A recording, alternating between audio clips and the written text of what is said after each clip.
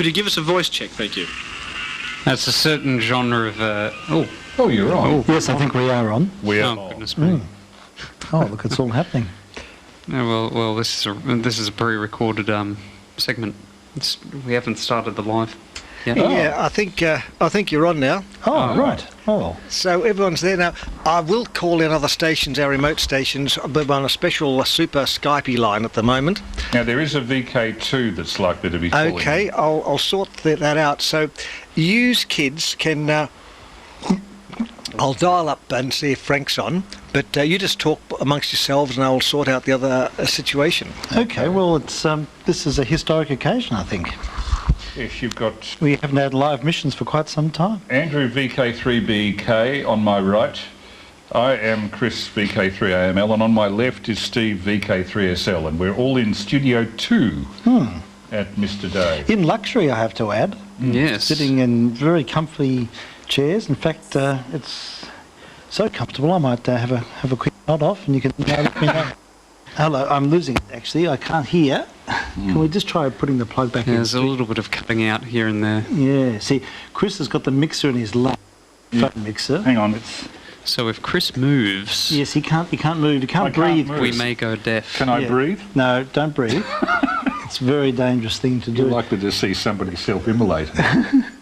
Now, which one am I on? I think I'm the second photo. I have this mixer box on my lap, and it's got 4 knobs on it. What? Yeah, there's a 5th one next to it. Thanks, Chris. We didn't need to hear that. I hope I'm not quite sure what relates to what. Yes, I think I'm the end one. We might just turn me down a little bit. Excuse me interfering in your personal space, but there we go. That's probably a bit better. Okay. Which one am I then? I'm that one. Oh yes, I hear myself better now. Sounds like we're being... Are we listening off 160 metres slope tuned or something? Maybe we are. There's very slight... Yes, you are. We are. We're listening through an old 1960s vintage leather case transistor radio, probably germanium. Oh, that's what we're monitoring off. Yep. Oh, very good.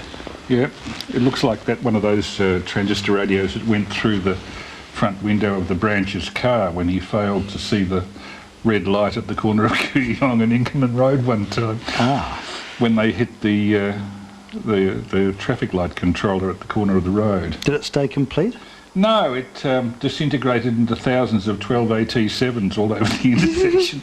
All stuck in people's tyres as they drove away. The Jubmobile was never quite the same. Oh, that was in the Jub. Yes, that's it was going back to the 70s. The branch, as I understand it, was taking John Eggington home to Hawthorne at about 2 in the morning. As was our wont in those days. We'd go round to the branch's place and we'd crawl over the side fence to avoid disturbing his mother, who was kind of the neighbourhood ogre. You know, you'd go to the door when... What was her official response? What did she... how would you be greeted? She came to the front door and she would say, "What do you want?" And then, "Oh, I'd like to see Tony." "Oh, I suppose it's really important." That was usually the response. So we, ever after, used to go round the sideway and crawl over the side fence, and on one horrendous night the side fence decided to collapse into next door's yard with me on top of it. And Tony was just sitting on his windowsill looking out the window at me and tapping his fingers, drumming his fingers very gently on the sill. Mr. Long, you know. What would the neighbours say? Well, they weren't too impressed. I landed on top of the next door neighbour's dog kennel, and the dogs... I'm glad it was a dog kennel. Yeah, well, 2 dogs, they started barking. It would have been perfectly okay, except this is 1 o'clock in the morning. And quite a few people's house lights came on after that. Right. Yeah. Thinking that I was a burglar. I was lucky not to get done by the police for that, actually. What were we talking about before that was of technical interest? Oh yes, Dave has constructed a speaker here, a speaker unit, which looks like a bookshelf speaker for somebody with severe case of myopia who thinks that they're not actually seeing something 6 feet high, 4 feet wide and 3 feet deep. Yeah, it's almost as tall as me. Yes, you could rent it out. Well, they're actually telephone boxes if you look closely. Yeah, I suppose... We've been hearing tings all night, and I think they come from inside those boxes. Now, we've got 145 open if Frank wants to come up. In fact, I'll just patch it through here. Calling VK3JR. There we... No, it's that one, isn't it? There we are. Is it 3JR? Yes, 3JR. Yes, yeah. it is. And we Hello, Frank. We also have up on the line UHF 437.8, and I might get talkie going, but that's what we've got at the moment. So basically, we're sort of ready to roll, I suppose. I think there's a VK2 UXD or UKD thing that's Right. lined up to try and get in on 80 metres as well. Okay. Well, I'll have a look at that shortly. Okay. Well, I guess you can talk about what you want to talk about. What were we talking about earlier? Well, you were showing us around your newly remodelled missions area with a lot of new equipment in it. There's a nice new mixer there, which is good. Oh yes. So you no longer have failing channels. As Oh you used yes, to. that's right. Yes. No more patching needed. No. It's all very elegant and simple and straightforward. It certainly is. And the big 160 metre rig is dark. No lights on it. Well, I can use it if I go away. It's remote. It's the other one isn't set up for remote operations. I have to use it for that. But yes, it's basically the new one. Well, the other new old one doesn't make as much noise. I noticed Audio that noise. walking past the 80 metre transmitter, you can hear a little bit of magnetostriction coming out of the modulation transformer. You can certainly a bit. All of the sibilants coming out of it. Every time somebody goes S or T, you hear the little speaker transformer or the modulation transformer Now, spitting at you. If you were Mr. Stockhouse and you'd want to sample those sounds, and you could make a symphony out of it. That interview was fantastic. It was a most interesting, dynamic interview. They're on the tube, are they? They are. I'll have Yeah, to have look to up have a listen. Stockhausen and interviews, and you'll see. Oh, not lectures.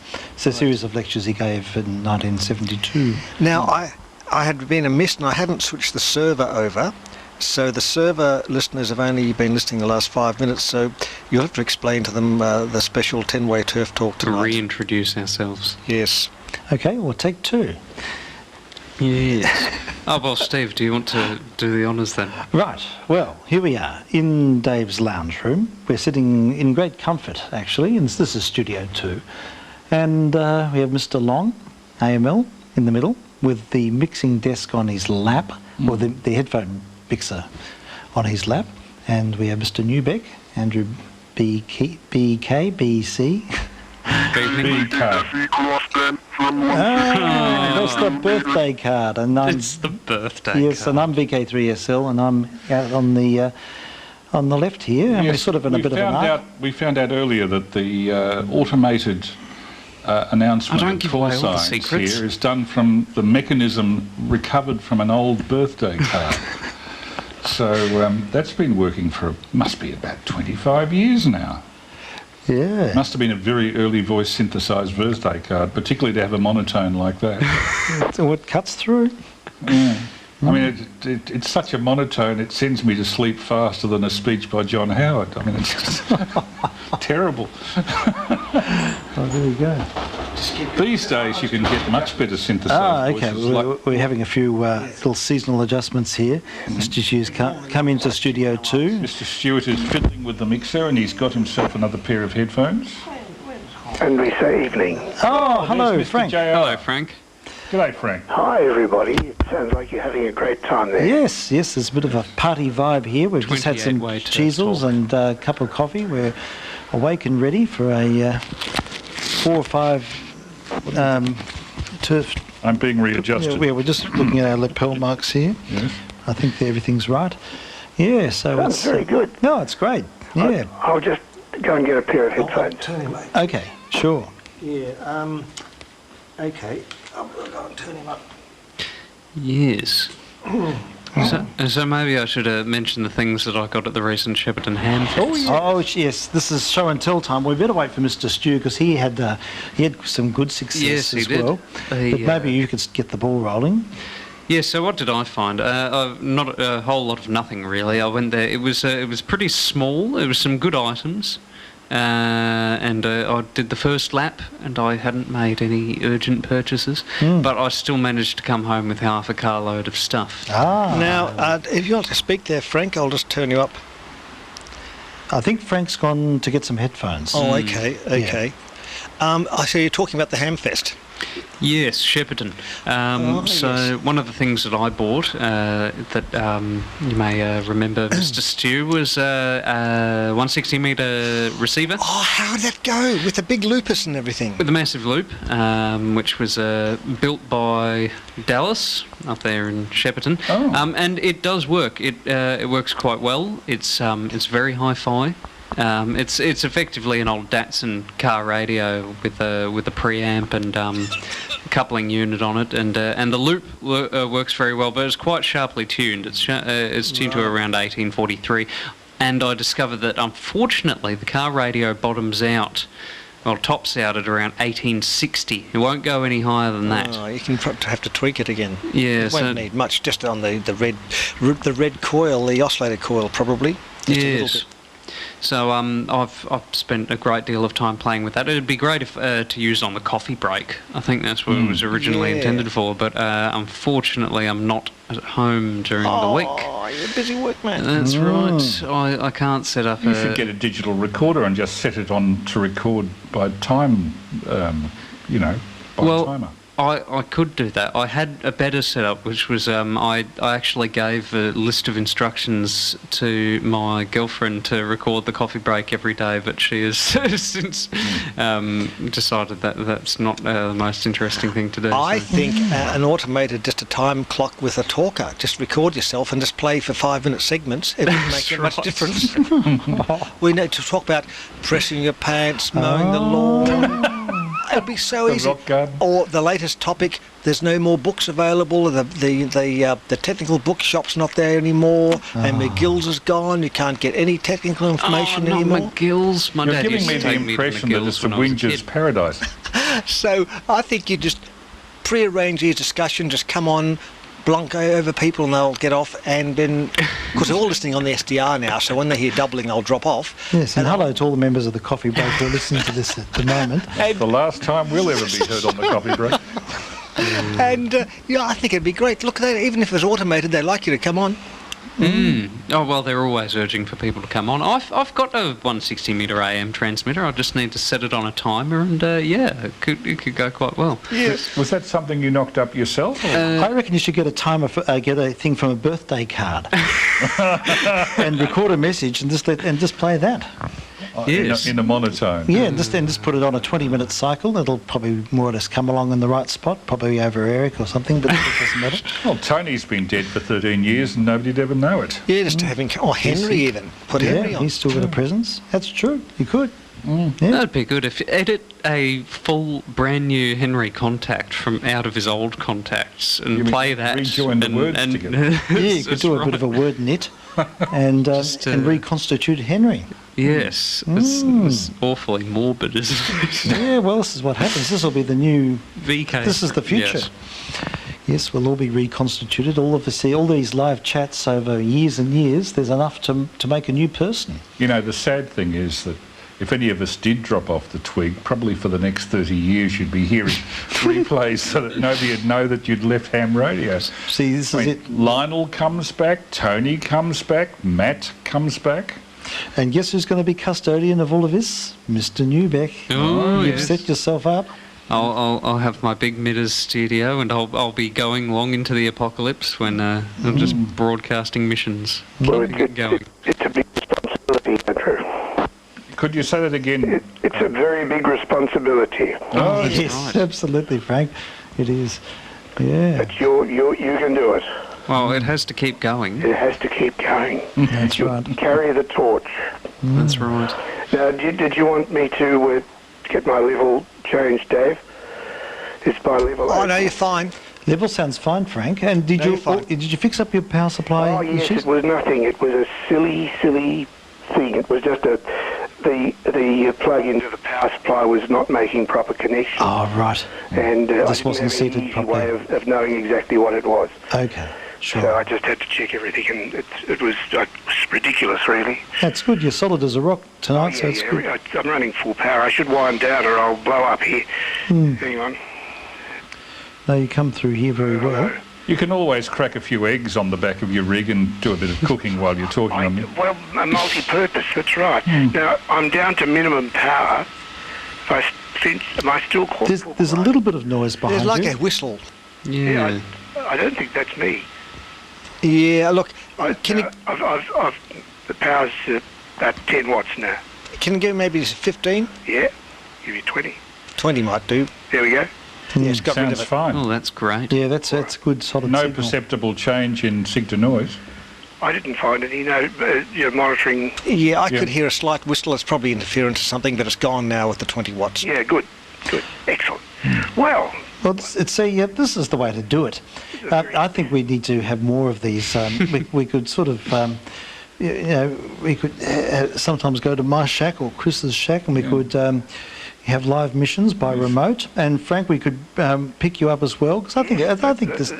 I used to do a similar thing when I started first year law. We half a dozen of us had no money and no women, and we used to go to each other's places and play cards every fortnight. Right. And our mums used to make us gorgeous suppers, and that started lifelong friendships. Which Oh, very good. was a very good thing. But this sort of rotational thing works very well. Yes. Certainly more social. It certainly is. I do like the real person dynamic. Yes. But it's good to still go out on the air so that people know what we're doing. It's just to have It's the nice to know facilities. what people's voices really sound like without total harmonic distortion, intermod, clipping, audio processing and all the rest of it. We're hearing each other here, Frank, in full stereophonic sound with zero THD. Doesn't get any better than that unless somebody has a beard and ought to shave it off. Or we stick a Two people in this piece room of have paper beards. and a comb in front of our mouths and talk through that. If we do that often enough, we might sound like P25 or D-Star. Ah, yes, that's been a topic. It would take a very thick beard to sound like P25. Oh, look, you would be surprised the number of people who get offended when you have the slightest criticism of heavy compression digital communication. I mean, to me, the audio quality of most of those systems is just crap. I know. Well, it is. It almost sounds like they do it deliberately, but it's. You would have thought they would have a codec that would work better if they want to make it into what they purport it to be. Yeah, it's all very, very heavily compressed to the point where they can do it with less bandwidth than normal analog audio, but why should we do that? I mean, if there's a band space that we can legally occupy, why not make the best advantage of it and not compress it digitally so much? I think the Yaesu version of it, the Fusion, is less compressed. I think Fusion sounds a little better, but you can still hear the swishy artifacts. Yes, that artifact is very distressing. It does have a tendency to make everybody sound like they're the same person. That's right. And probably the fact that offends my ego is part of the reason I don't like it. There could be a conspiracy theory here. You're absolutely unique. We all are. It was nice to see you at the EMDRC the other day too, Frank. Yes, it's always good. I missed a couple. My chauffeur's away. Have you been going to the last couple? Yeah, I've been making it a more regular thing because they really are a nice group of blokes. They are indeed. And the people that go to there are quite frequently people with differing, diverse expertise, complementary and supplementary to one's own. Very willing to share. Exactly. For example, going along there, one of the guys, VK3OHM, was showing me the operation of an antenna analyzer, and I hadn't had that opportunity previously. I'd been doing it with a SWR meter, power meter, all the rest of it, but these new devices, they're cheap. I mean, I think you can get an antenna analyzer for $50, and they give you the full printout of SWR at different frequencies and impedance at different frequencies, and it's all done by a sweeping oscillator inside, and you see the graph in front of you. It's just extraordinary. This is one of those handheld things, isn't it? Yes. Yes, I've got Tom. one if you want to try it out. Now he tells me.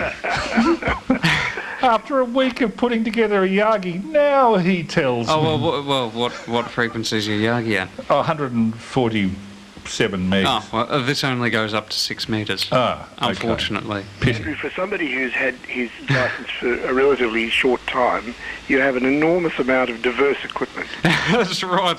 He does it by jumping into the skips that are behind certain technical institutions. That's right. That'll work. You should tell them some of the stories of the crap. You know, well, not crap. I mean, it's wonderful technical equipment that gets just heaved out by these places. Oh yeah, well I guess the most interesting was the Class A 100 watt RF power amplifier. It's Holy the ultra linear one that has A absolutely Class A amplifier. Does it have a right. blower that sounds like a 747? It's got several fans in it, and it chews a up a bit of lot. current. It certainly would, but it's one of those incredibly over-engineered things it's got automatic cut-offs in the event of high SWR, and it can operate into fairly high SWR. Okay. How many watts is going to put out? Well, 100 watts in Class A In Class A. and 300 watts in Class AB. So you could pipe the air out of this thing under your floor and make your house like a Roman house with the hypercaust and the hot air underneath. So That's right. what bands does it cover? So it'll do from, I think, AM broadcast band up to 15 meg. So you've already got a 160 and 80 millimetres. Yes, that's All right. you need is a SIG-gen, and you can run Yes. good AM and FM from it. Well, that's exactly right. Before I got all this gear, I was just planning to, because I got an HP double balance mixer as well. So I was just going to plug an oscillator in there and plug my audio into the other arm of the mixer and pipe the output, which with an appropriate current limiting resistor should just give you pure AM, and pipe that into the RF power amp, which of course would drop your power out because it gets eaten up in the carrier, but it would be an effective way of getting online and with a Yes. very little distortion. I think it'd be excellent. You can run 300 watts of FM. That's right. With 100 Good. watts in, it would require almost a kilowatt of power to do it, couldn't Oh, it? well. Oh well, Keeps yeah. it Well, you can get that out of one PowerPoint. That's right. That's not a problem. Yeah. I One guess at GP. 100 watts it would be, but if it went to a kilowatt, you'd You'd have to have a special thing. three-phase. Yeah, yeah. And it would make lots of humming noise and Yeah. make the lights Very outside. warm. Every time you modulated upwards, the lights would go dim. Yes, and that's not all I found. I found another one of these units, which actually operates much higher. It goes up to 220 meg. Lower power though, about 50 watts output, but both of these only take about a milliwatt of drive. Oh, Milliwatt. A milliwatt, so it's like 53 dB of Wow. those things. But the other one I gave to Mr. K, and he's using it on 2 metre single sideband. He's done some tests oh with he's it. on so sideband, okay. I know he's played around with that a bit, so yeah. Are there many people on 2 metres sideband? I don't know. I've never used it. I assume there are. Apparently, there's a decent amount of activity on it at times. Yeah. I've often, been interested to try that for DX, but, particularly marginal paths like you would get across to Tasmania from here. But the cost of the equipment is somewhat off-putting. I mean, if you bought a There was a sideband unit for that band, you'd be $800 up, wouldn't you, I think? Oh well, there was a 2 metre sideband rig at the Shepparton Hamfest for asking price was $100. Really? Yes, Okay. I was seriously considering it. You make me wish I had gone. In fact, my chauffeur for that, Tim, Mr. Tim, FTZD. Hello, he Mr. was, Tim, if you're listening.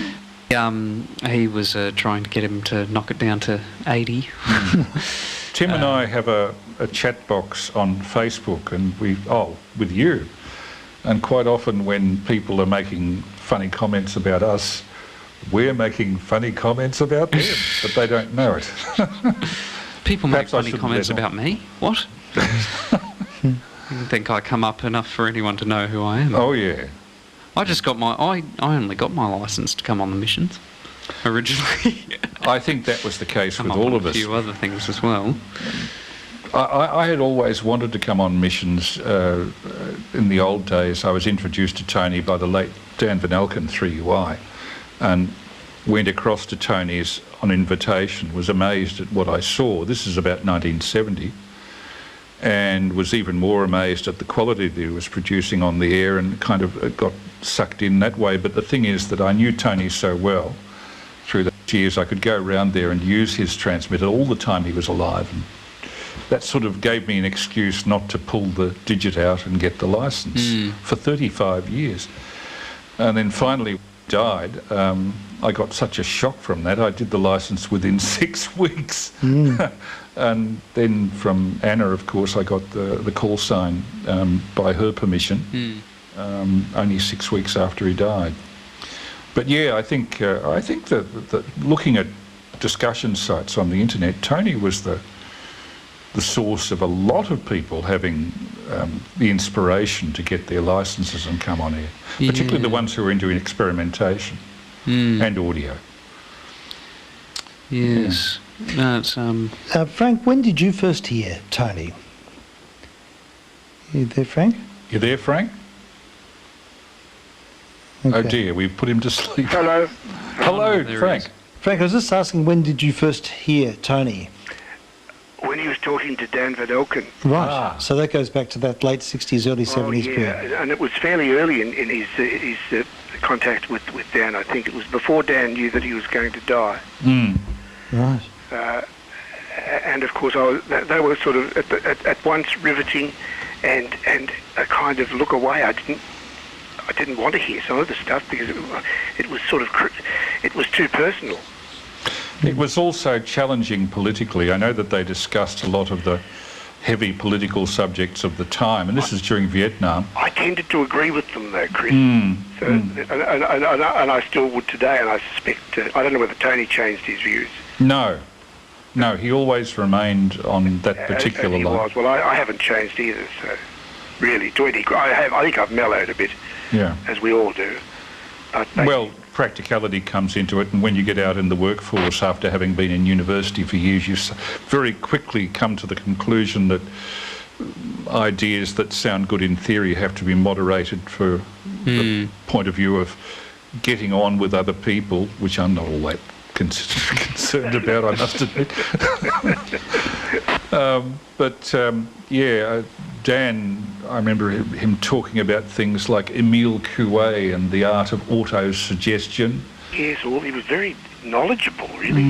He was knowledgeable on issues that I knew absolutely nothing about. And that made him all the more interesting, of course. Well, he was going to the university that was the most politically active at the time, which was Monash. Monash, yeah.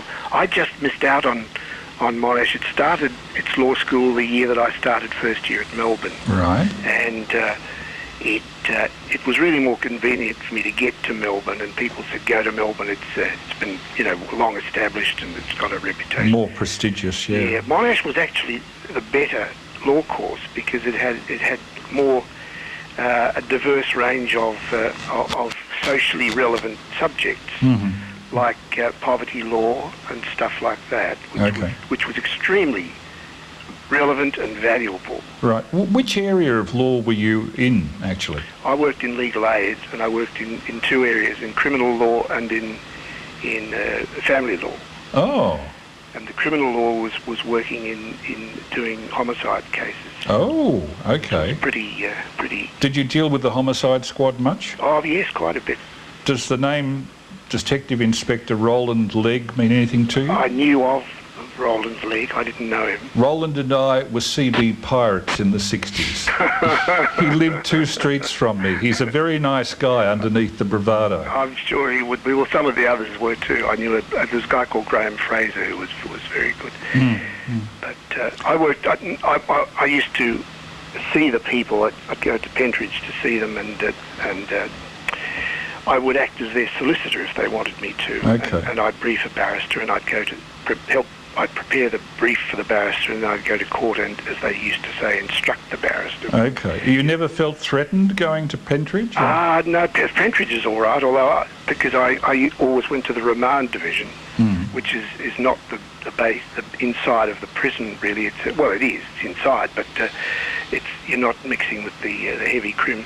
No. I did one day have to go to H division to see somebody who had been convicted of murder but wanted to appeal, and he was in H division. So we went. I always went with my secretary, who's a young lady, and we went through this big clanging gate, and then another big clanging gate, and then another bigger, heavier clanging.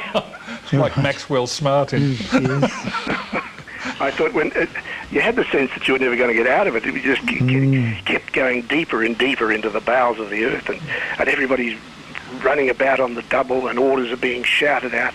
It was a terrible place. Yeah, it would have been. How extraordinary. It was. Yeah. It was a very interesting life, even if it was a bit hair-raising at times. Yeah, for sure. Yeah. You must have seen some rather unfortunate cases in the course of all of that. Terrible. One of the worst was and I won't go on about this. An 11-year-old boy, for no real reason, had shot his sister with his father's gun. Ooh. Goodness me. He'd seen something on television, and there must have been something wrong with him. He would have been on the spectrum or something. I imagine. And he had just taken it into his head to be good to shoot someone. That's more common in America, I must say. Yeah, well, it is for obvious reasons. But I had another case which just involved killing two elderly people for no reason other than that the guy was bored and had nothing to do. Good God. That'd be so challenging. Well, it is. To be in the midst of that sort of thing. Well, to defend it must be even more challenging.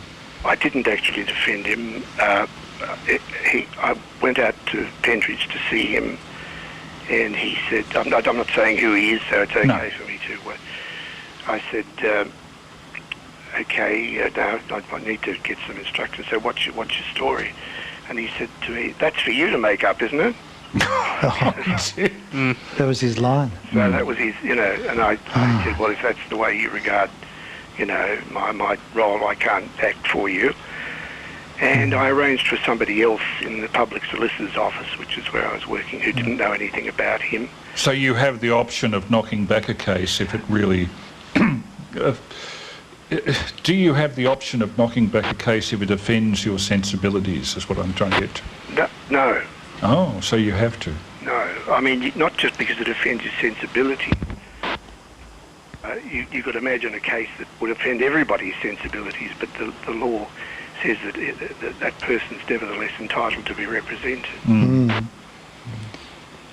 So in that instance, he'd said too much.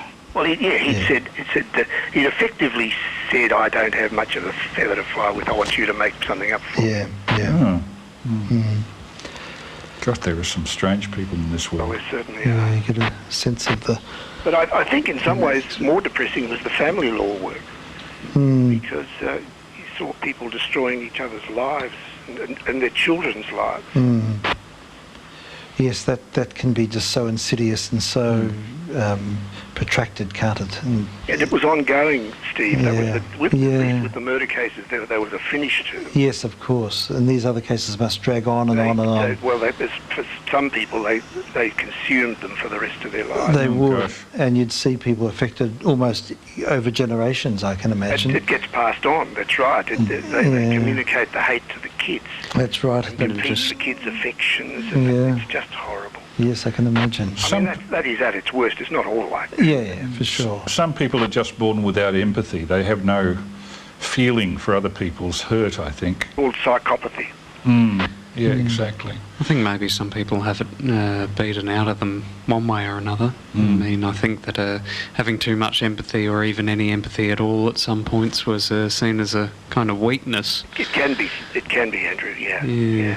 I think increasingly the thing that I find disturbing about the world's politics at the moment, if I can sort of deviate the thing is the lack of empathy that many of the world's leaders are showing at the moment for either people that are worse off than themselves, or for regarding the opposing view with some respect in Parliament.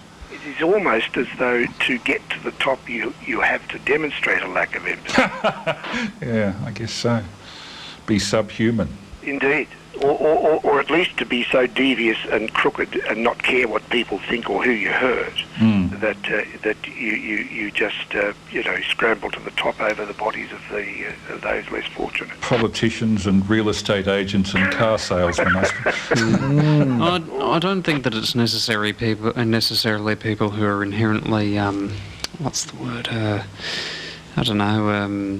Opportunistic or lacking empathy or psychopathic that sort of climb up in that system. I think what happens is a lot of people do enter that system being quite idealistic, and they do want to change things, and as you gradually accept more and more compromises, you just become, I guess, more jaded as you progress up through that system. Sure. You think, well, you start off thinking, oh, okay, well, I'll just sneak through the system until I can sort of get up the top and enact 100% of my changes, and then you get through the system and you only find out that you can really enact about 2% of what you originally intended to. Yeah. You find out why the other 98% is actually not feasible, just by the limitations of the people that you have to deal with and the limitations of the system itself. I'm sure that happens a lot, yeah. But I think the incidence of psychopaths and sociopaths is extraordinarily high, much higher than what people give credit for. I think a lot of, and that's a physiological thing. I mean, there are parts of the brain which are not even developed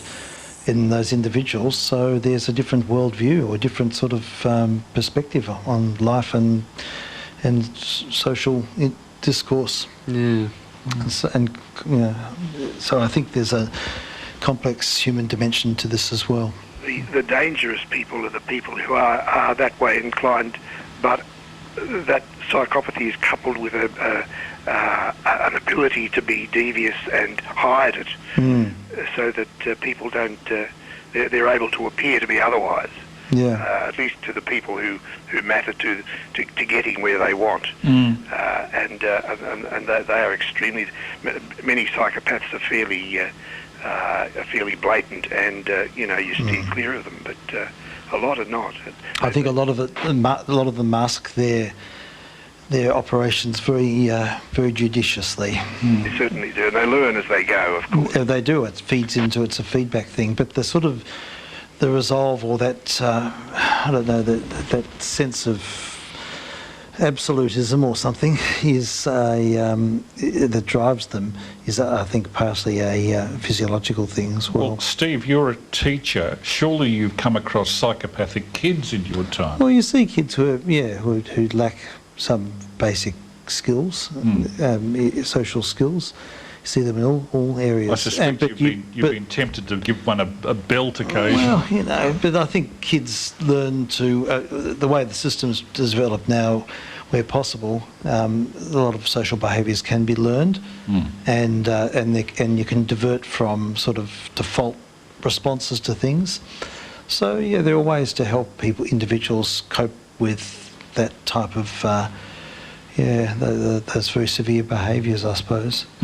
But there are some that fall through the system too. I remember when the Port Arthur massacre occurred, I was working on an exhibition on early photography with a woman from Launceston whose husband was one of the few forensic psychologists, professional psychologists in Tasmania at the time. And apparently when the Port Arthur massacre was going on, every psychologist in Tasmania was ringing every other psychologist to find out whose patient it was.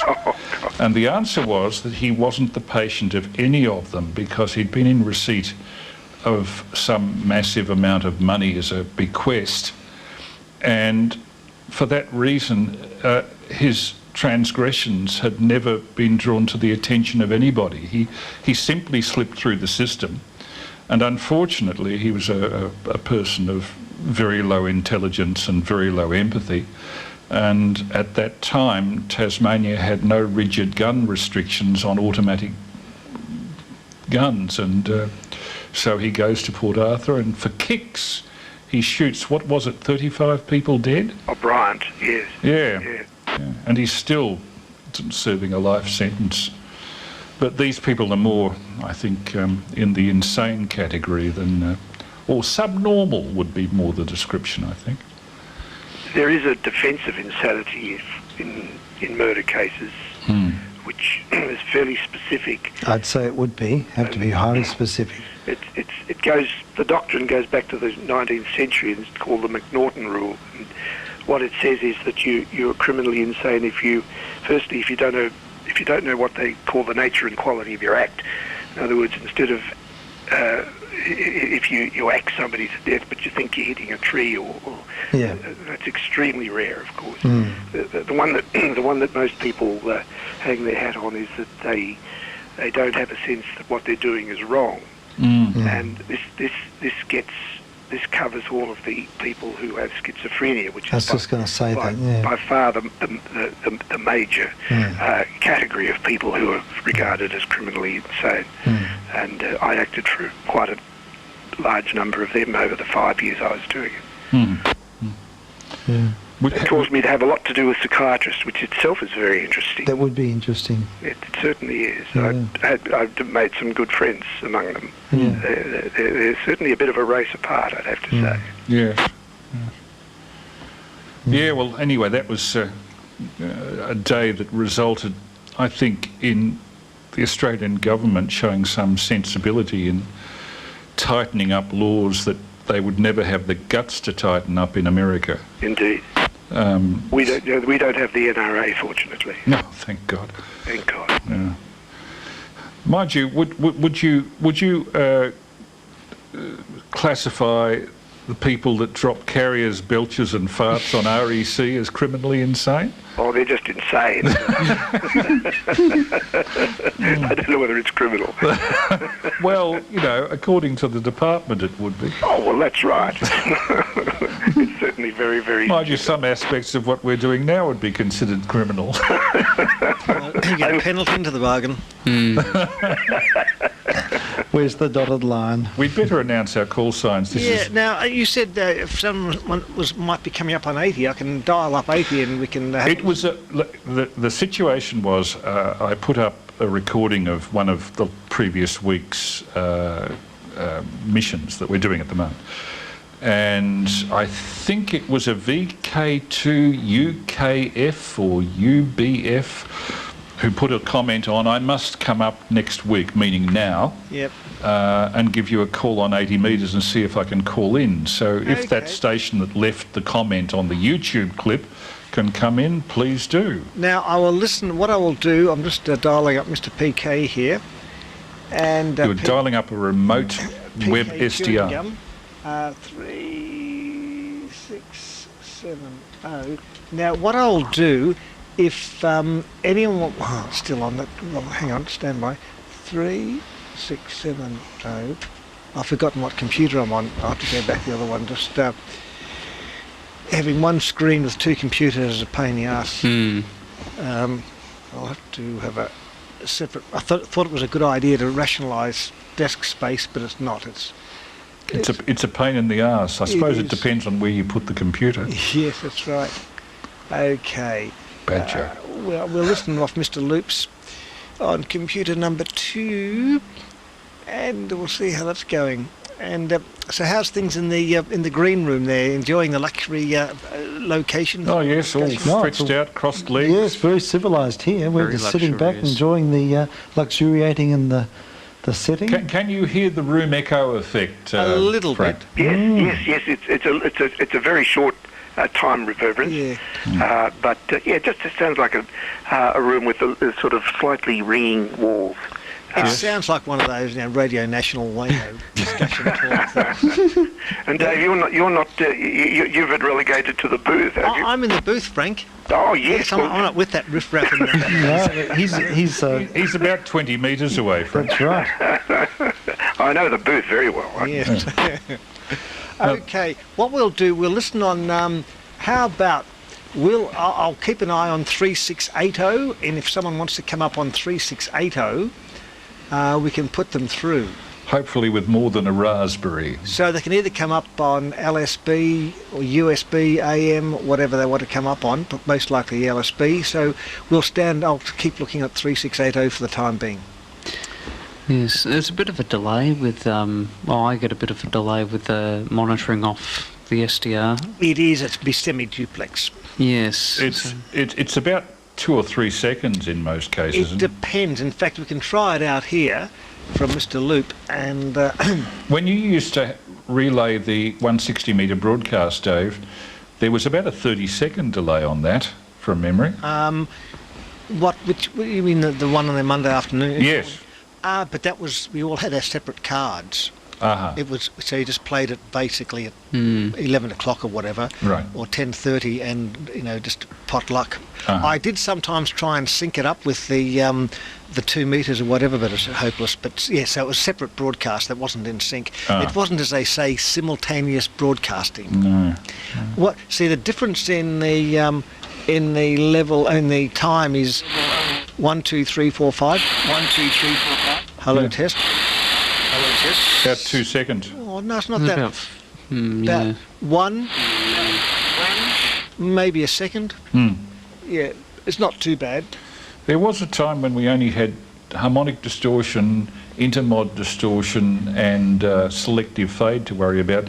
Now with digitising, you've got latency, you've got audio smart compression. Oh, I know, it's very complex.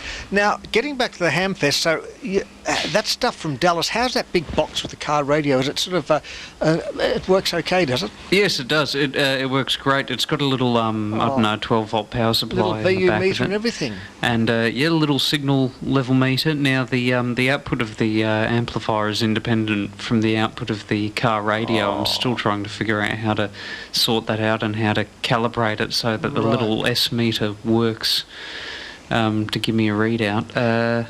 Yeah. So I think he's got an independent. So he must have taken the output to the amplifier before the volume control or something. Yeah, presumably. Ah, yeah. Some arrangement like that. It's been done like a total engineering job. It is. Even the case, I mean, the case is made out of wood, but the way it's been done up is to look like a sort of 19-inch rack metal case in a box, even though you pick it up as, it's light, it's made out of like chipboard or something. Yep. Yeah, quite amazing. And so what else did you get from there? Oh, what else did I get? I got a bunch of car radios for tuning up to 160 metres. Oh, good, yeah. That also came from Dallas, because I need something to listen to in the car to listen to 160. It is good. You could just use your phone and listen to the SDR. Oh, yeah, I could do that. Too easy. It's too easy. Too easy. Cheating. It is useful, though. The phone is just a portable radio now. We might as well go to our phones and just have conference calls and not worry about any of this. Exactly. You should do that. I always feel stupid listening to a broadcast station on the phone when you can just listen to it on the radio. Although I haven't been in situations where I haven't got a radio. I normally in the car have a radio, a portable radio. And sometimes I haven't. You want to listen to something, you got to use a bloody phone. It just sounds well, maybe ridiculous. we should all just use phones and scrap broadcast stations. Well, I think that's the way it's going. Yes, that's a very revealing comment, Dave. Yes, I know. You are moving to the dark side. Yes, that's right. People say, that you tell them you're now a radio amateur trying to avoid the word ham because they think that means you're an idiot. And they say, what are you wasting time on this for? Don't you know about the telephone? My wife tells me that constantly. Yes, It is mine. Well, the telephone predated ham radio, any radio, so it's it's always been there in that time frame. Yeah. So look, it wasn't a bad socially. It was a good Hamfest. Oh, socially, it was very good. Had Very some good. chats to you and to Don and to I met Dallas and hung around with Tim for a bit. So yeah, it was very enjoyable. Now Dallas had a rack he was selling, and I went back to his place, and look, it was pretty big rack, and I could have put it on the ute, but I didn't want to drive all the way back. It would have been sticking up, wind resistance, all that sort of thing. So I sort of left it in abeyance for the time being. But I certainly need some more racks to put stuff in. And so it was, So did he have ABC stuff, distribution amps and things like that? He had some Type D amps. Oh, yes. But I've got some Type D amps too. I don't really need them. I've got nice valve amps. I don't want to go back to Type D amps. What were Type D? Were they the ones that would drive the line at high level or something? No, they were 20-watt speaker amps. And they go ka-thump. That's the reason I don't use them. When you turn them on, they go ka-thump, and your speaker goes about 2 inches in and out. Whoa! And they're too cheap to put a relay in there to stop it. And look, if you put a de-thumping relay, they'd be okay.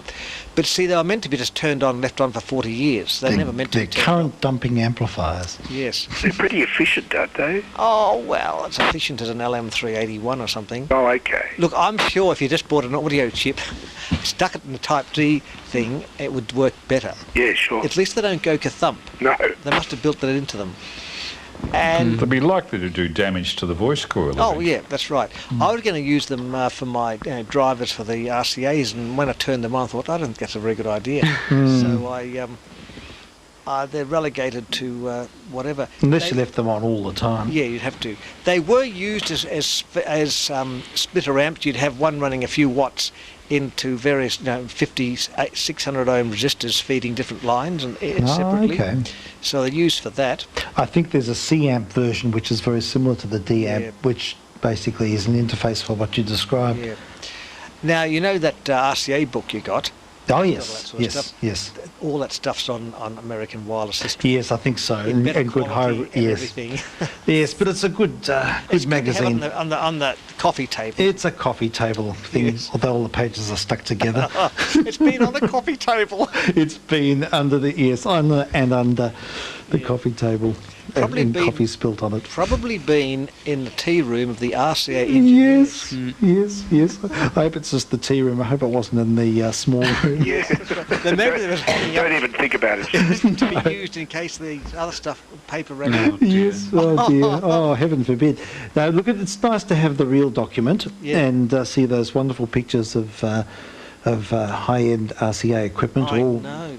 beautifully presented, and has all of the Art Deco trimmings and, Yes. and high production standards. It's a beautiful. If it hadn't been water damaged, actually, if it hadn't been water damaged, I think he would have probably sold it on eBay for a lot more. $1. So, yes, I think I paid 50 cents or something. I found there wasn't much, apart from that device I bought, there wasn't much of interest at that fest. No, it was quite small. It I was thought. quite small. Oh, okay. This is the It's Sept maybe half Fest. the Yes. size of the MDRC Fest, for example. And I came back via my wrecking tower, and I tried to wreck stuff off it, but it just fell and went thud in a foot In the of snow. snow. It was cushioned. It was cushioned. That's It was that's Arthur tragic. cushioned in the snow. All that travelling to the tower, hoisting stuff up Yes. for a modest thump. That's right. Mm. And it's a hard trip because they've let the Akron Way go to rack and ruin. It's full of potholes and ruts. Oh, really? And it took about an hour to do that Oh, 20k of dirt. It's To just- no avail. It used to be quite a good road. Now it's just gone.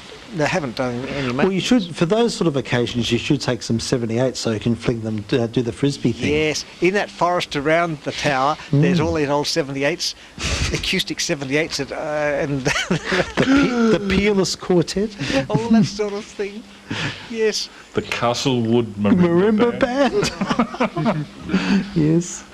These are middle of the road music performers on 78, for whom the best that can be said is that if you melt down the shellac, you can use it for paint. Okay. I mean, it's lift music of the period. And all those copies of Valencia. Oh, yes. The other thing you can do with old 78s, I used to have 78s for my wind-up gramophone, and then for my electrical one, and when they broke, as they did once in a while, you could throw them into the fire. Oh, a crackle. And it was a nice little flare-up.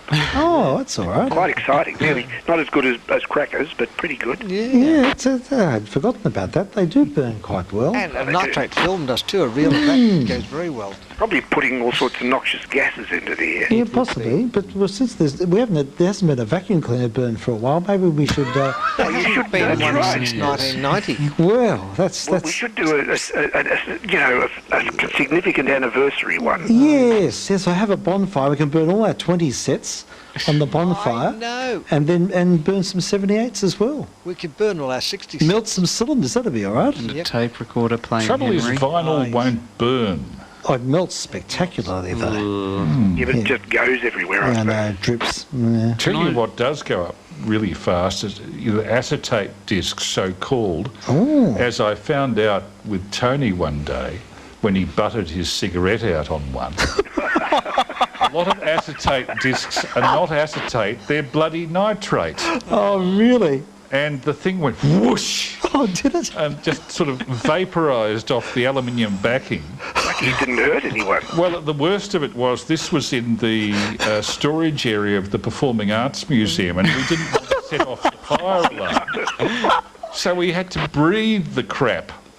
And it was acrid, like we were breathing nitric acid. Oh, that's horrible. Oh. Do your lungs no good at all. And at that stage, I remember Tony and I opened the window to Nowlan Street, I think it was, out the back, not realising that the window was actually supporting and holding in the air conditioning unit, which fell out and hung from a cord into Nowlan Street.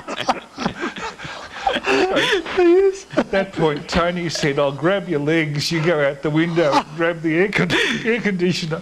This is not joking. Got a chain of disaster. Yeah, it was sort of one thing led to another, led to another. It was like a Laurel and Hardy, except that we were trying. We would be thrown out of the organisation if they knew any of this had gone on.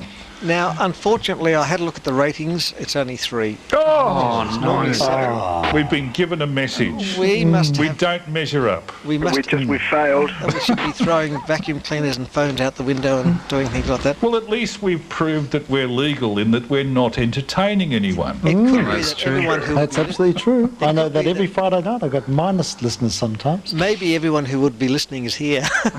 Probably it's the truth. I've often thought, in the early days of 3CR, some of the programs were so specialised, like the Albanian Partisans program, that probably everybody who wanted to hear the program was the one person in the studio at the time. Who was making it? Yeah. Yeah, it's things like that.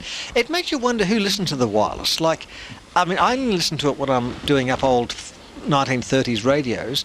I don't listen to it. Who does listen to it? Oh, I listen to it a lot. Do you? Oh, yeah. Wow. Yeah, I listen to special. Now, tonight, talking about 3CR, I was listening to 3CR tonight. They have a terrific program on where they play blues music. Right. And I really like blues music. Okay, that's good. And what the community stations are doing, or some of them are doing very well, is catering for the demands of people who like, I don't want to call it boutique music, but it's music that's not normally played. Yeah, sure. I think every now and then you will find that while we might have a go about 3CR being ultra-leftist, and while we may have a go about public television Channel 31 being very amateurish, every now and then you find somebody on there who produces something really interesting. And they wouldn't be tolerated on commercial radio because it wouldn't bring the money in, and they wouldn't be tolerated on the ABC because frequently the ABC has formularised ideas of what people want to listen to. Well, that's certainly true, but the other aspect is that stations like Triple R have nurtured and given birth to a lot of talent, which has finally ended up on mainstream radio. Yeah. That's Well, true. the outstanding case with Channel 31 was Rove McManus. Oh, really? Is that where he started? He started doing a very low-budget variety program on 31, and that persuaded enough people to give him a foot into commercial television. Good on him for it, too. You bet. Well, there was a program on that I used to love on Triple R called Lawyers, Guns and Money. Oh, yeah. And that was a program done for nothing by a couple of lawyers, a couple of barristers, and they used to talk about different controversial aspects of legal cases, and it was a terrific program. And they eventually got picked up by 3AW, these guys. Okay. And they call themselves Donahue and Stevenson, which is the name of a very significant law case in the 19th century on negligence. Well, one of them was called Donahue, actually, but the other guy was actually Ross Campbell, and he called himself Ross Stevenson for the sake of the name joke. And this guy, Ross Campbell, he's still going on the breakfast session with another barrister, who was an old boy of my school, as it happens, and they are very popular. Oh, that's great. Is that on Triple R? 3AW. Oh, 3AW now. Okay. That's right. So it started at Triple R. It started at Triple R. Yeah. Okay, very good. Oh, it's nice to hear stories like that. Yeah, People working their way up through the ranks. I don't listen to them because I need to hear music first when I wake up, or I'm not fit to talk to. I think I'm in the same category, I Frank. know about that. Yeah, I think I probably listen to Triple R more than any other station. Although It's a great station, Steve. Yeah, I've started listening to Radio National and Radio Melbourne, or whatever it's called, a lot more recently. AM. I've started listening to AM and really enjoying AM. I'm getting to that point in my life where I'm listening to AM radio. Yes, it's good. And You've hit the male menopause then. yes, that's right.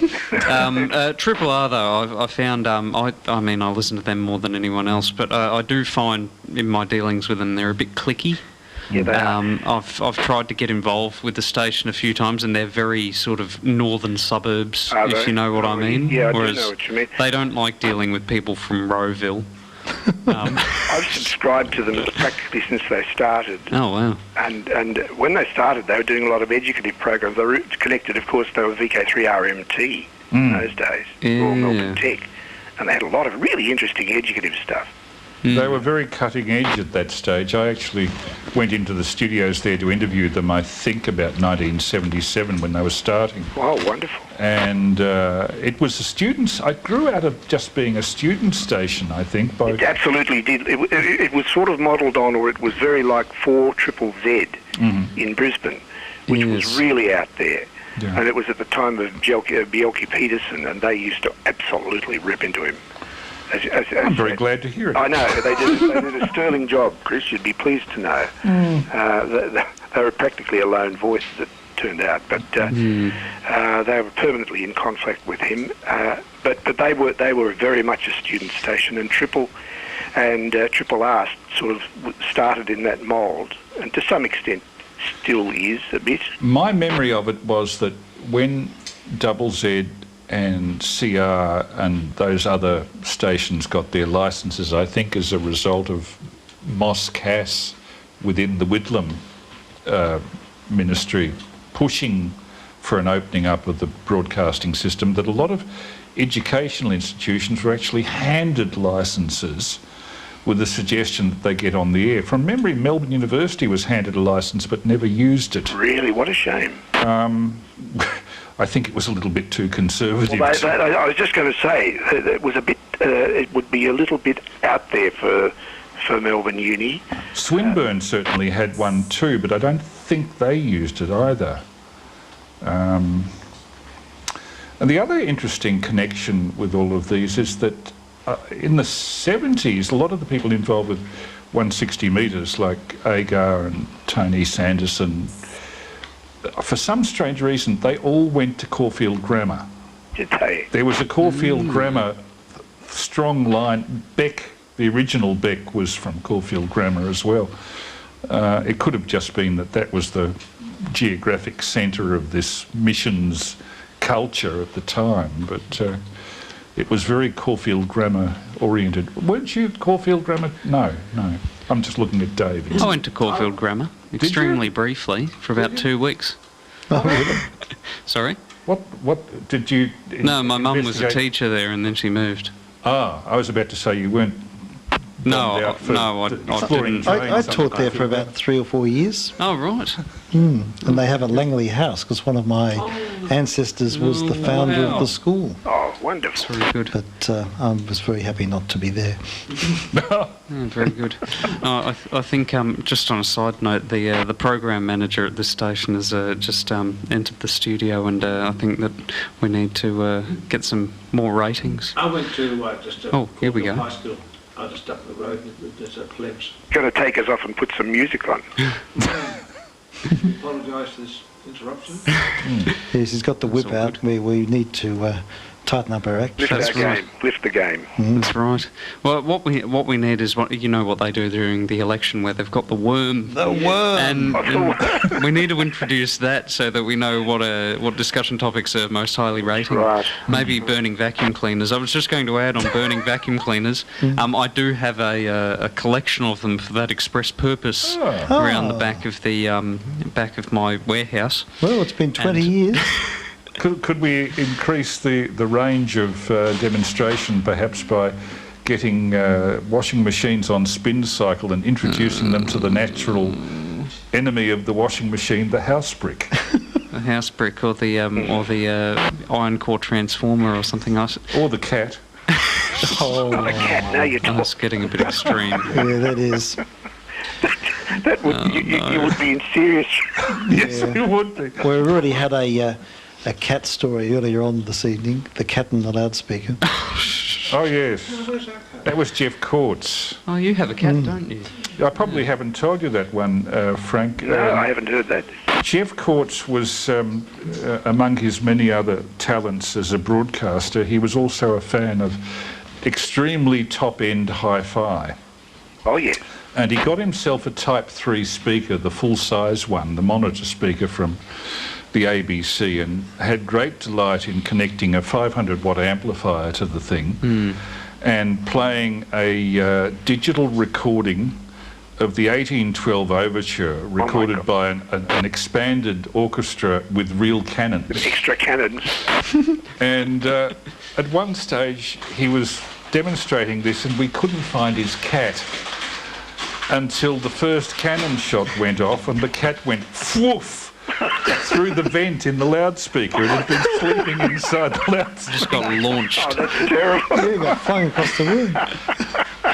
The cat was called Nermal, and I think it was slightly deafened after that. Lucky to be alive. Yes. Oh, here's some chips. Oh, have we're some being handed refreshments. bowls of chips Very now. good, courtesy of the station's catering manager. I think I'm going to have to go and get something to eat myself if you're going to Good do that. idea. No, this is one of we very should- civilised. We should perhaps That's the sound of potato chips. Well, we want the matter transfer. that's right. Fire up the matter transfer. I'm sure it's in the shed somewhere. Thank Got you. to be here. Bring it along. Yes. Somebody was talking about the missions on Facebook recently and saying, they don't give call signs. This is all VK3JR. Yes, and it was only the VK4s that were complaining about it for some reason. I don't know. Nobody cared. Anyway, so this is VK3BEK. And this is VK3AML. VK3SL. And VK3ASE on the other side of the room with his face full of potato chips. They were complaining about us in VK4. Yes, apparently there's people sort of I don't know, sort of dressed up as cowboys. I don't know. And if you follow the thread, it's all there, but Okay. not very interesting stuff. Anyway. We should read it out. They're not people from a certain fish and chip establishment in Ipswich. But No, but they kind of resemble those people. Oh, I see. I don't think we want to give it oxygen. Yes. Yes, the physical resemblance to that particular person is actually quite strong. Oh, they have red hair. Oh, okay. They did, or do. Oh, we're having some technical adjustments here. So people, but that whole point is that it puts things out that people can hear and complain about. That's right. No, now I'm being We're live inviting interviewed. complaint, are we? Give them a Yes. sense of purpose. Oh yeah, well, people feel their lives validated when you give them something to complain about, and do indeed. that's an important service that It is. that we provide. Another one of my lives was spent in working in the Commonwealth Ombudsman's office for 10 years. Oh, yes. And their complaints are what they do, what they investigate. Andrew's just put a few too many chips in his mouth. This is why you weren't working in the communications ombudsman's office. That'd be even, they get so many complaints there now.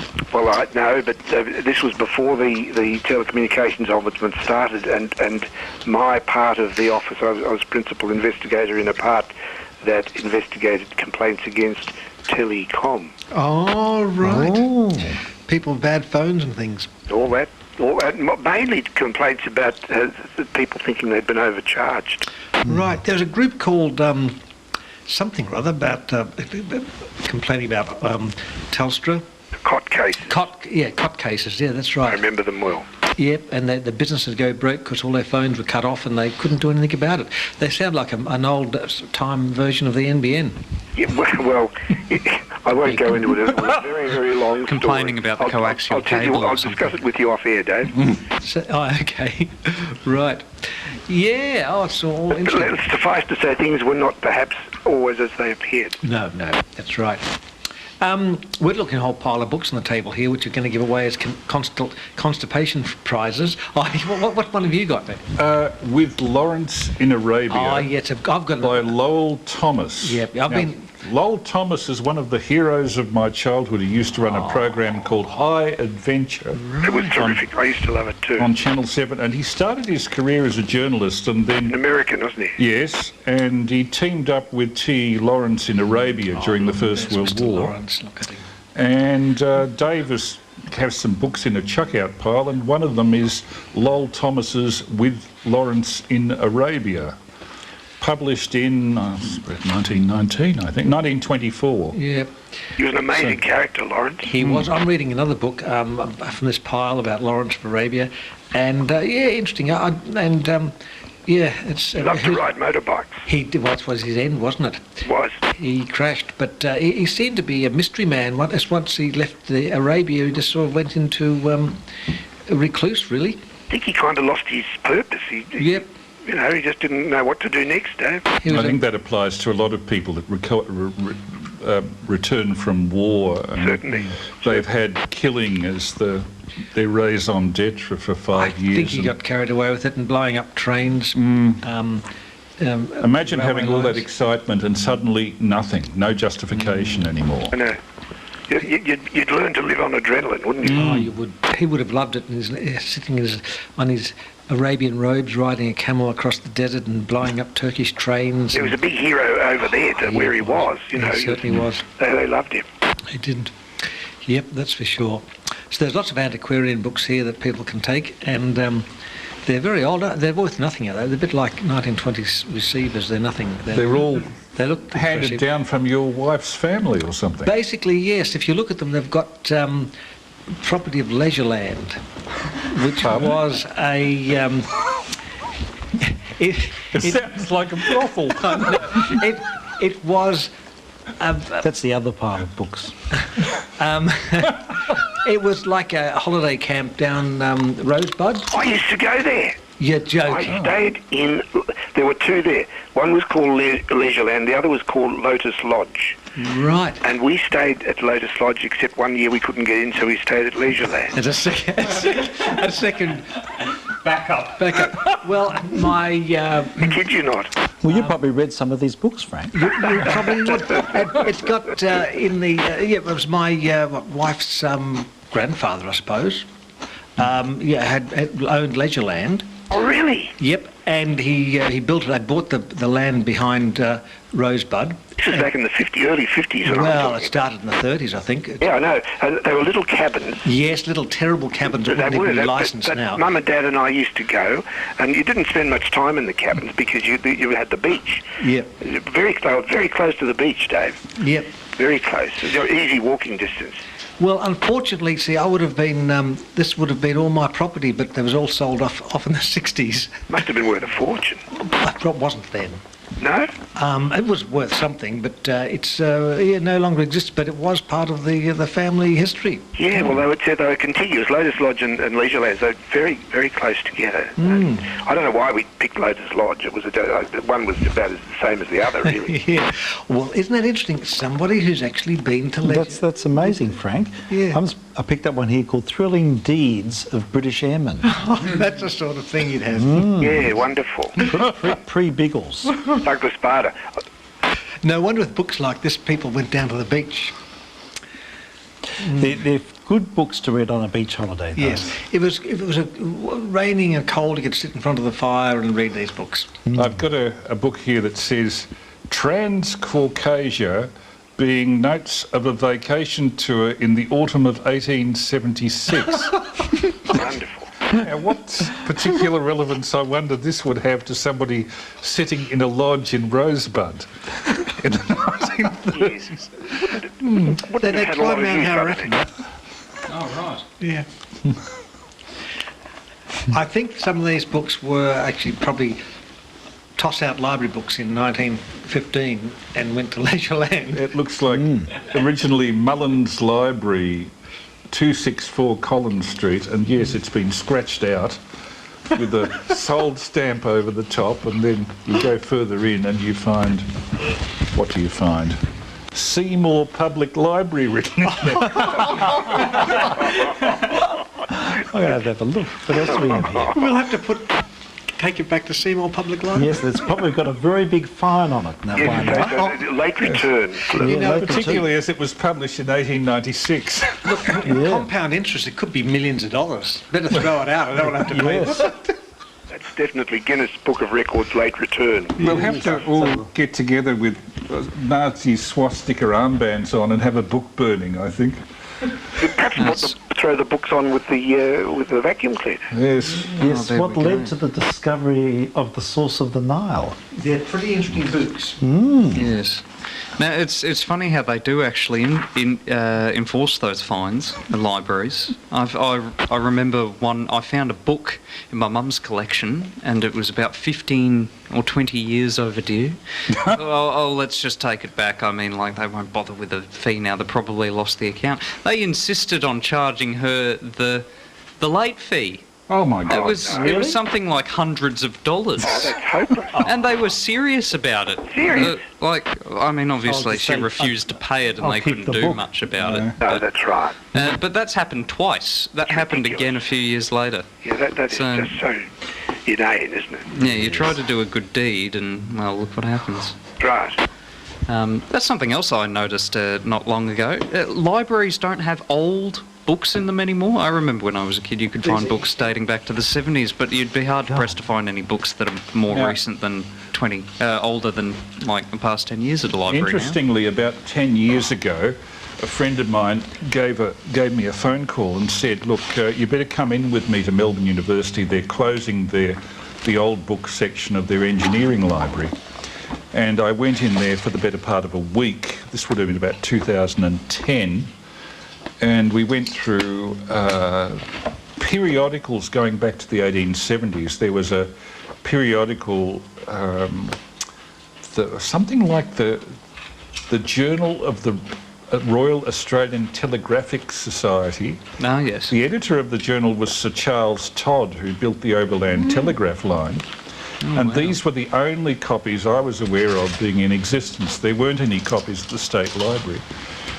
And they just closed. I took photostats of anything that looked interesting, and then they closed the library. And as far as I know, either the books are in storage, or more likely, they just got rid of them. At those universities, when they say that the books are in storage, they are in storage, but you can't access them. They're just in a static collection. I've tried They doing said that at something Monash. about you have to be a lecturer at the university or something. Yeah, which is ridiculous. I mean, Australian Journal of Chemistry. I went down to the library at Monash. I said, "Can I look at the Australian Journal of Chemistry?" And they're like, "No." So, well, why not? Because it's in storage. That's ridiculous. I said, "Well, how do I get it out of storage?" "Oh, well, you need to fill out all these forms and get approval from your supervisor, who has to be a level E academic, and I'm like, this is ridiculous. And they're not easily accessible on the online. People assumed that everything that was printed is online, and having actually worked in libraries and seen closed storage in the State Library of Victoria, I would estimate maybe of the local newspapers, even on Trove, you're talking about only 10% online at this stage. Yeah. So there's a lot of human knowledge that's still locked up. It's probably going to grow exponentially, though. Well, There's technology. let's hope so. The trouble is, so much misinformation is coming up on the net, it's hard to find what's real Well, and yeah, what's we've not. got more noise. I mean, all of the noise is being recorded, but I guess you could say there's more sources of noise now. A lot of peer-reviewed journals are aggregated and available, though, but you have to subscribe.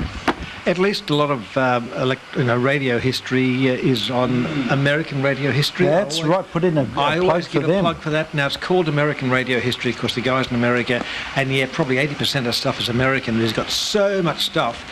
There's a lot of Australian, New Zealand, UK. Wireless World, I think. Wireless World. Absolute incredible stuff. If you want interested in the history of radio, both the technical side and any other side of it as well, programming, administration, whatever, have a look at that site, American Radio History. Just reams of stuff, and every day he puts new things on. Magazine I didn't even know existed, like Australasian Radio World, which is a fantastic... That's that late 40s, early 50s Yeah, one. yeah. Never heard of that. It's all about every issue's got amplifiers, distortion, cutting heads, radios, distortion. It's just all those sort of topics. It's very focused on radio, hi-fi. It's like radio and hobbies. It's like radio and hobbies, but with only the radio and hi-fi section, basically. Okay. And a bit of DX news and things. It's absolutely Well, it had amazing. its own DX club, that magazine. It did, yeah. Yeah, absolutely. I didn't even know it existed. So, yeah, I wonder what the readership was. And it's from the other Hull, isn't it? Yes. The brother of... The Hull that didn't get zapped. Didn't Max. get his... Max's brother. A Hull? A Hull, A.G. Hull. Hull or something. Okay. Yeah, there were two of them. There's actually an article in one of those magazines about the Hull brothers. And unfortunately, the other Hull, he was doing TV experiments and popped his brain. Yeah. There were three. There was a third brother. Yes. Who was an architect, I think, and he designed the house for Ivor Morgan that's still stands in Constant Street, Hawthorne. Well, interesting because this Hull with the magazine, he's built a house at where was it? Mornington. That's right, Mornington. Art Deco house. Yeah. I bet it's still there. And he was going to do all his printing and working down there, but it didn't work out. He had to come back to Melbourne. It'd be worth chasing that one up. It would only be a question of looking it up on Google. That's right. Something. Yep, because there's a photo of it with a view, so it'd be easy to find out. It's probably in books anyhow where it is. And you could buy it and then start republish the magazines from there. Because he had a research room and a study and all this sort of stuff. I'm sure it's all sitting there ready to go. It would be. Yeah. Yep, so that's interesting. I think... the other Hull blew himself up because he was experimenting with TVs, and to get the HD had a pole transformer in reverse. So The thing that I'd heard was that he was wearing headphones at the time which were earthed, and he reached around and got 7 kV through his left hand, and that was enough. And it was high current. High current as well. Yeah, it was before the days where it was television, and it was before the days when they had flyback power supplies, which didn't have very much current reserve. He was using a full mains supply for the CRT HT. That was Max, wasn't it? Max. Was he Max? Ross Hull. Ross Hull. Ross, yes. Max was VK3ZS. That's Max Hull, Hull. Oh, There's so Hull and Hulls, yes, it's very complex. These are different. I thought that they were related. Max Hull was the always wondered- historical officer of the Wireless Institute. Did- back up Correct, to- correct. Wasn't the story that his tie had metal in his tie, and the tie sort of floated into the set? I don't know. It's You've got to have a tie when you're doing experimenting. Yeah, Yes. well, they all wore ties all the time. the first time I ever worked into a radio studio, I thought it was best to wear a tie. And I got up, stood over the didn't have any jumper on. I stood over the turntable and the turntable was playing with The tie. The tie dangled onto the turntable, went round underneath the stylus and It's a good made way a to fool of start. myself by wearing a tie. Ties are terrible things. They would have thought, oh, this man doesn't know anything about turntables and They records. probably knew I didn't know anything about turntables. And this is about 1975. Not many people wear ties anymore, which is a shame. I actually really like ties. I Why do you brought them like them? back. You like because them? I do like them because they keep my neck warm, Oh. and they're less bulky than a scarf. Well, that's true, but I never had a problem with a cold neck much. Oh, It's one of the great benefits of retirement for me was shedding the suit and the Look, tie. I'm with you there, Frank. I hate it. I despise wearing a tie. I have to wear one for 3 of my weekdays. To wear well- one for 30 years. well, I think because nobody wears a tie anymore, but still that sense that a tie is something formal and professional is hard-coded into people's brains, so they take you that much more seriously do. when they actually see you wearing a tie. It's Yeah. so true. And Okay. I found that my standing at university increased. They said, "Oh, this guy's wearing a tie," Official. and they took me even more seriously. But They thought you were official.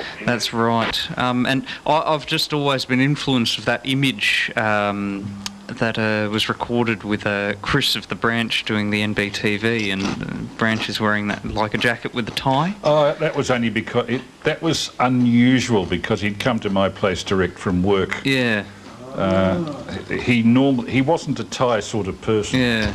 You know, the only time I only saw him wear a suit once, twice. The first time was when he was the best man at my wedding. The second time was when he was lying in his coffin. Right. So I shouldn't laugh. Actually, it was. Good evening from VK3FAJO. Hello, Dan. Oh, hello, Dan. How are Hi, you? Dan. Dan, hi. Yeah. Hello. How are things in East Bentley? Nothing really exciting is happening. Oh, well, that's good. It's better than exciting, horrible things. That means that we have 1, 2, 3, 4, 5, 6-way turf talk. Can we make it up to 10? We'll Sure have we to can. give more. Dave's gone back in. We'll get another ratings report now. That's right. We're We'll see all if the ratings have munching on increased. very crisp chips, so you might get some sound effects. Yes, It's there are. turning into an ASMR broadcast. They're all in the one place except for me, VK3JR, Dan. And It all makes the radio medium rather pointless, doesn't it? thank you very much. Sorry, Frank. I should think so. I've just put my foot in it. Well, we don't Which is have typical. internet here at the moment. 3 attempts to connect the NBN and it hasn't happened yet. No. Not another NBN disaster story. Oh, It's dear. looking that way. Oh, no. It's very bad. I'm just going to go and get a drink. Yep. I'll be No, back. no worries. Yes. Yeah, what's the ratings, Mr. Stu? Still 3. Only 3. No. Oh, dear. I'll connect up and I'll use the phone and the tablet and we get more ratings. Yeah, look, I'll go on as well. And then we can really notch it up. That's a good idea. I think we all need to get our phones out, folks. That's right. We can double the ratings in an See if instant. it artificially inflates. This is what? Oh, mine's already loaded. I just loaded my browser and you're I one of the listened- 3, are you? I listened. Maybe it was already running. Okay, this is going to be. Oh So we'll dear. get feedback with delay. Yep, will we? we will get delayed. Yep, there we Oh, go. okay, I can't listen to myself. We're listening to There we ourselves. go. Yeah. It's kind of like onanism, except Oh, with the audio. jeez. We don't need to go there. As I was saying, so this may be of vague interest to our listeners and also Dave, who introduced me to this character. But on YouTube, there's footage of a amateur radio operator by the name of Julie Kentwell, VK2XBR. Oh, where's that coming from? Oh, This is the second. The constantly smoking Julie the Campbell. ratings will double soon. That's a great, Yes. That's one of my favourites. Oh, it's fantastic. Well, I reposted it in the Facebook group, And people are coming out with all these recollections of Julie XBR. Yeah, interesting character. There's all these stories about him that are just surfacing. And, you know, you made the comparison between him and the branch, like him being the New South Wales branch. Mr. Parker made the exact same comparison in an email he sent me earlier today. But yeah, so what's the vibe? What did this person do? I've never seen it. No. I think I played it to you. Have you? The guy, a 7:30 report item about amateur TV. Oh, yes, I do remember that now. Yeah, it's yes, the guy with all the junk. All the junk. And the chain birds. smoking. And the cats. The cats, I do remember it a long time ago, yeah. Cats explode out of the cupboard. Yeah. Oh, No, yeah. I do remember it I all. think Jeff Sims is a reporter, and he's trying to stop himself laughing while he's doing the in the house, you know. He's looking back at the camera. I'll need to have a link to it again. What's it called? If you just look up, it's something like 7:30 report ATV. If you look for VK3ASE, It's early 1980s or Or something. Julie Cantwell. Julie Kentwell. Okay. Is it Cantwell or Kentwell. Kentwell. I'm glad it's KENT. But you can also, he used to write these massive diatribes on packet radio as well, about like the weather and things. He also used to, in his later years, I think he wrote fairly lengthy political diatribes as well. Okay. Where he, it was funny because he started off very left and ended up very, very right. So it's interesting seeing the progression of his thoughts over time. But yeah, it's weird how after all these years, people can be dead for decades and still all of their stuff's still floating around on the internet. All of their contributions to the global miasma. It's like Lionel 3NM's website is still well and truly there, and that's fairly voluminous, and he had a big YouTube channel. Yeah, they never disappear. Mr. Branch with his Ogg Vorbis files. Yeah. Are still There's there? bits and pieces of the branch, but he didn't really... He kind of went before YouTube was big. I think he went because YouTube only started a year before he died. Yes, it started in 2005. There's a thought. Do you think he would have been a big YouTuber? He would have. In fact, if we get his stuff digitised, I suspect he still could. Yes, all his videotapes, Video 8 and stuff. Yeah. Half of them are analogue Video 8 and the other ones are digital Video 8. Right. And there's a machine still coming to you from a friend's place in Adelaide. I'll be hearing more about that late this month. He's coming over from Adelaide. The guy was selling Video 8 and all those old handy cams. I didn't see that. Yeah, a whole box of them. I thought, gee, I don't have any videotapes, but... That was at the HRSA event, wasn't it? Might have been there. One of them, there was a lot of cameras. Yes. That where you got that car radio, Dave. If they ever came your way. Because they went for $10 or something. Yeah, they The did. cameras are crap. You wouldn't ever use them now. There was stacks of videotape as well, real video on spools. Oh, like 1-inch tape, right? There's boxes of it at the It was HRSA. education standards, like, you know, it wasn't professional. It was one of those Sony... Yeah, it would have been just replays of You never know what's on it. education programs. Unless someone recorded off TV live, they could have... You never know, it could have happened. It probably would have been worth looking into. Yeah, you could have bought it. There's a bit of demand for those Video 8 camcorders now, especially in working condition. A working one will go for on eBay over $100. Oh, yeah. $150. Really? Yeah, I lucked out and I found a very late model one. It's actually a digital 8, where they used the digital encoding from DV. But I think on. they were backwards compatible. Yeah, completely backwards compatible. So I've been using that, and they have the added reliability of having the technology in service for 15 years. So these things still run, whereas all of my old Video 8 camcorders, none of them work, including ones that I've bought that were in pristine condition. Yeah. Is it just belts? No, I suspect it's capacitors, Oh. because the mechanics work perfectly well.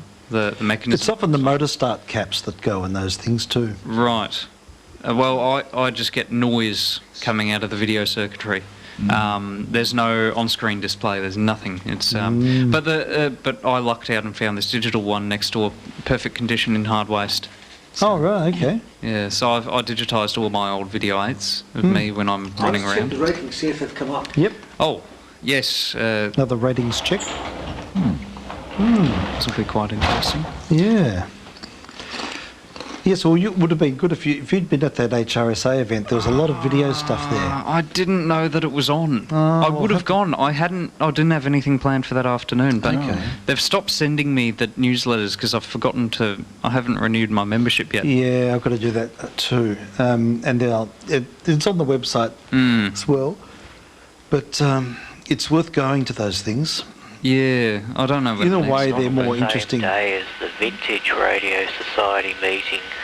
They're the alternative HRSA. That's right. There's the alternative group. They have a meeting on the same day, so it's something a bit strategic there. What's the ratings? No, look, keep going the way you are because the ratings have gone up. Oh, We must be doing something right. We're hitting the time of the night where people Like are switching going our to bed phones and on. listening, probably propped up on one arm and with a pillow next to them. I suspect it's all to do with randomness, Chris. Yes. People randomly finding us.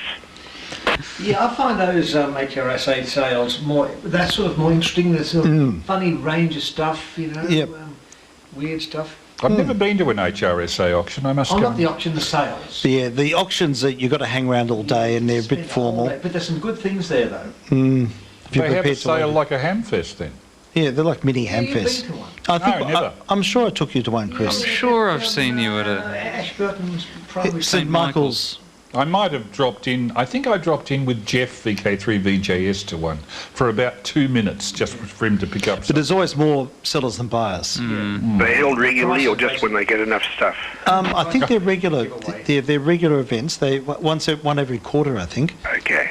And, The with thing that swap I used meets. to notice about the HRSA auctions, because I was their secretary back in '86 for a very short time, was that if a whole radio came up, that would go for a large amount of money, but individual components were very, very cheap because the average person involved with it was a radio collector and not a constructor.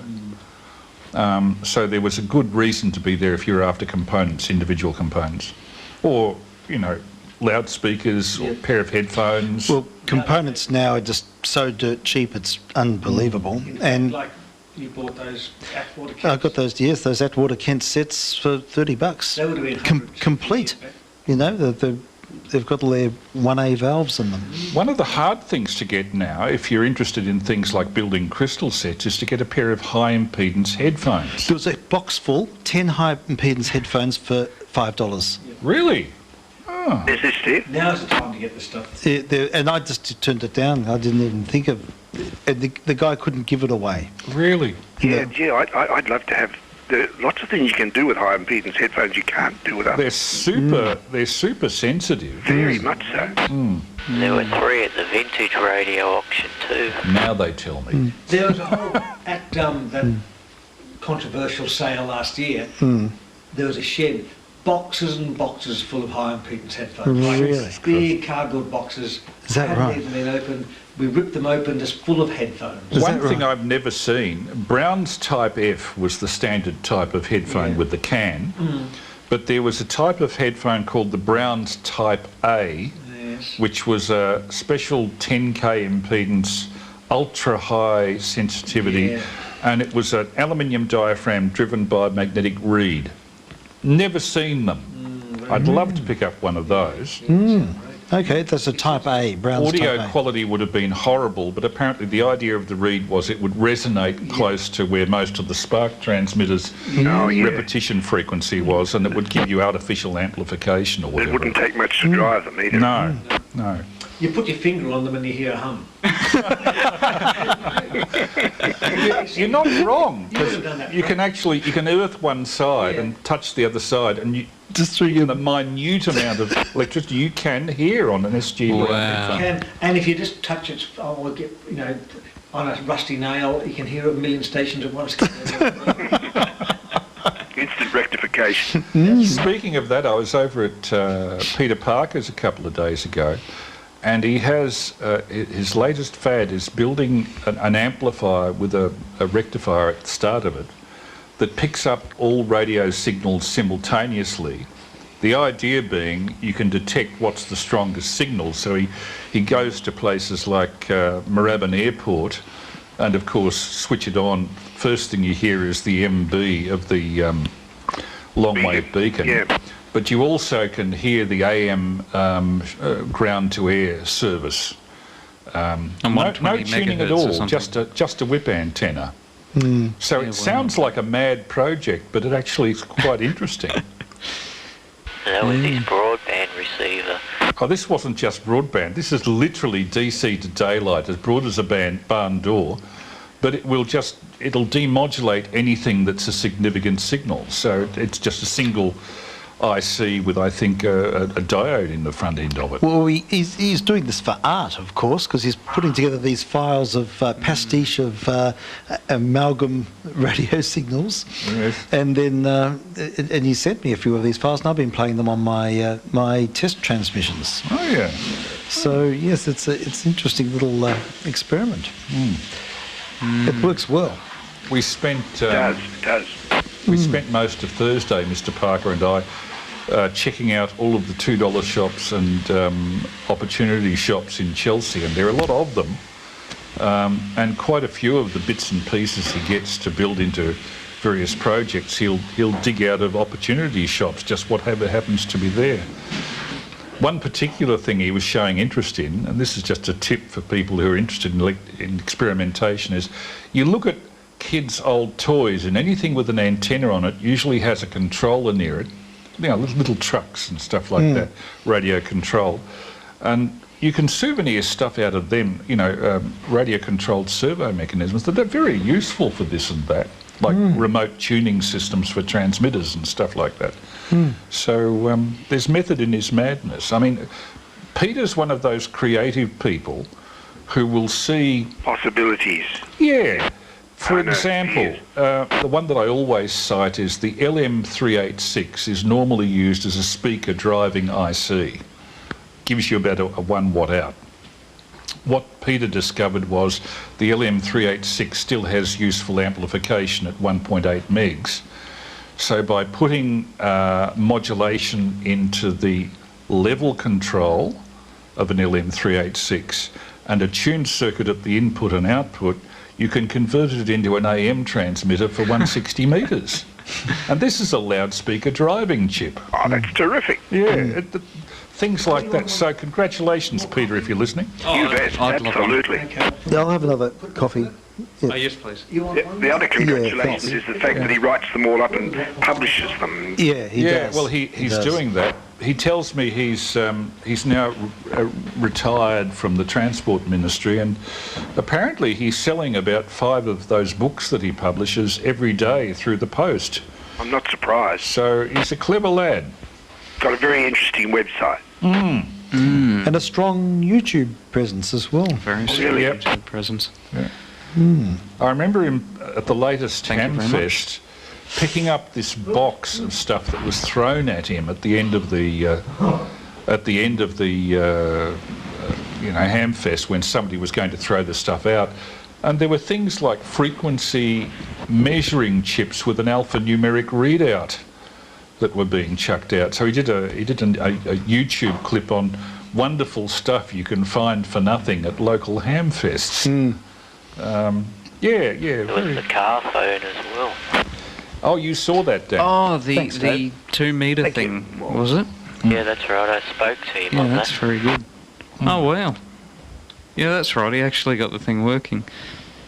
Yes. One thing he was doing, we did a test actually the other day.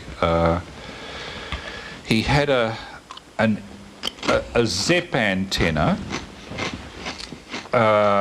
set up on a wooden pole, tied to it with, this is for 2 metres and for 6 metres, simultaneously works on both bands.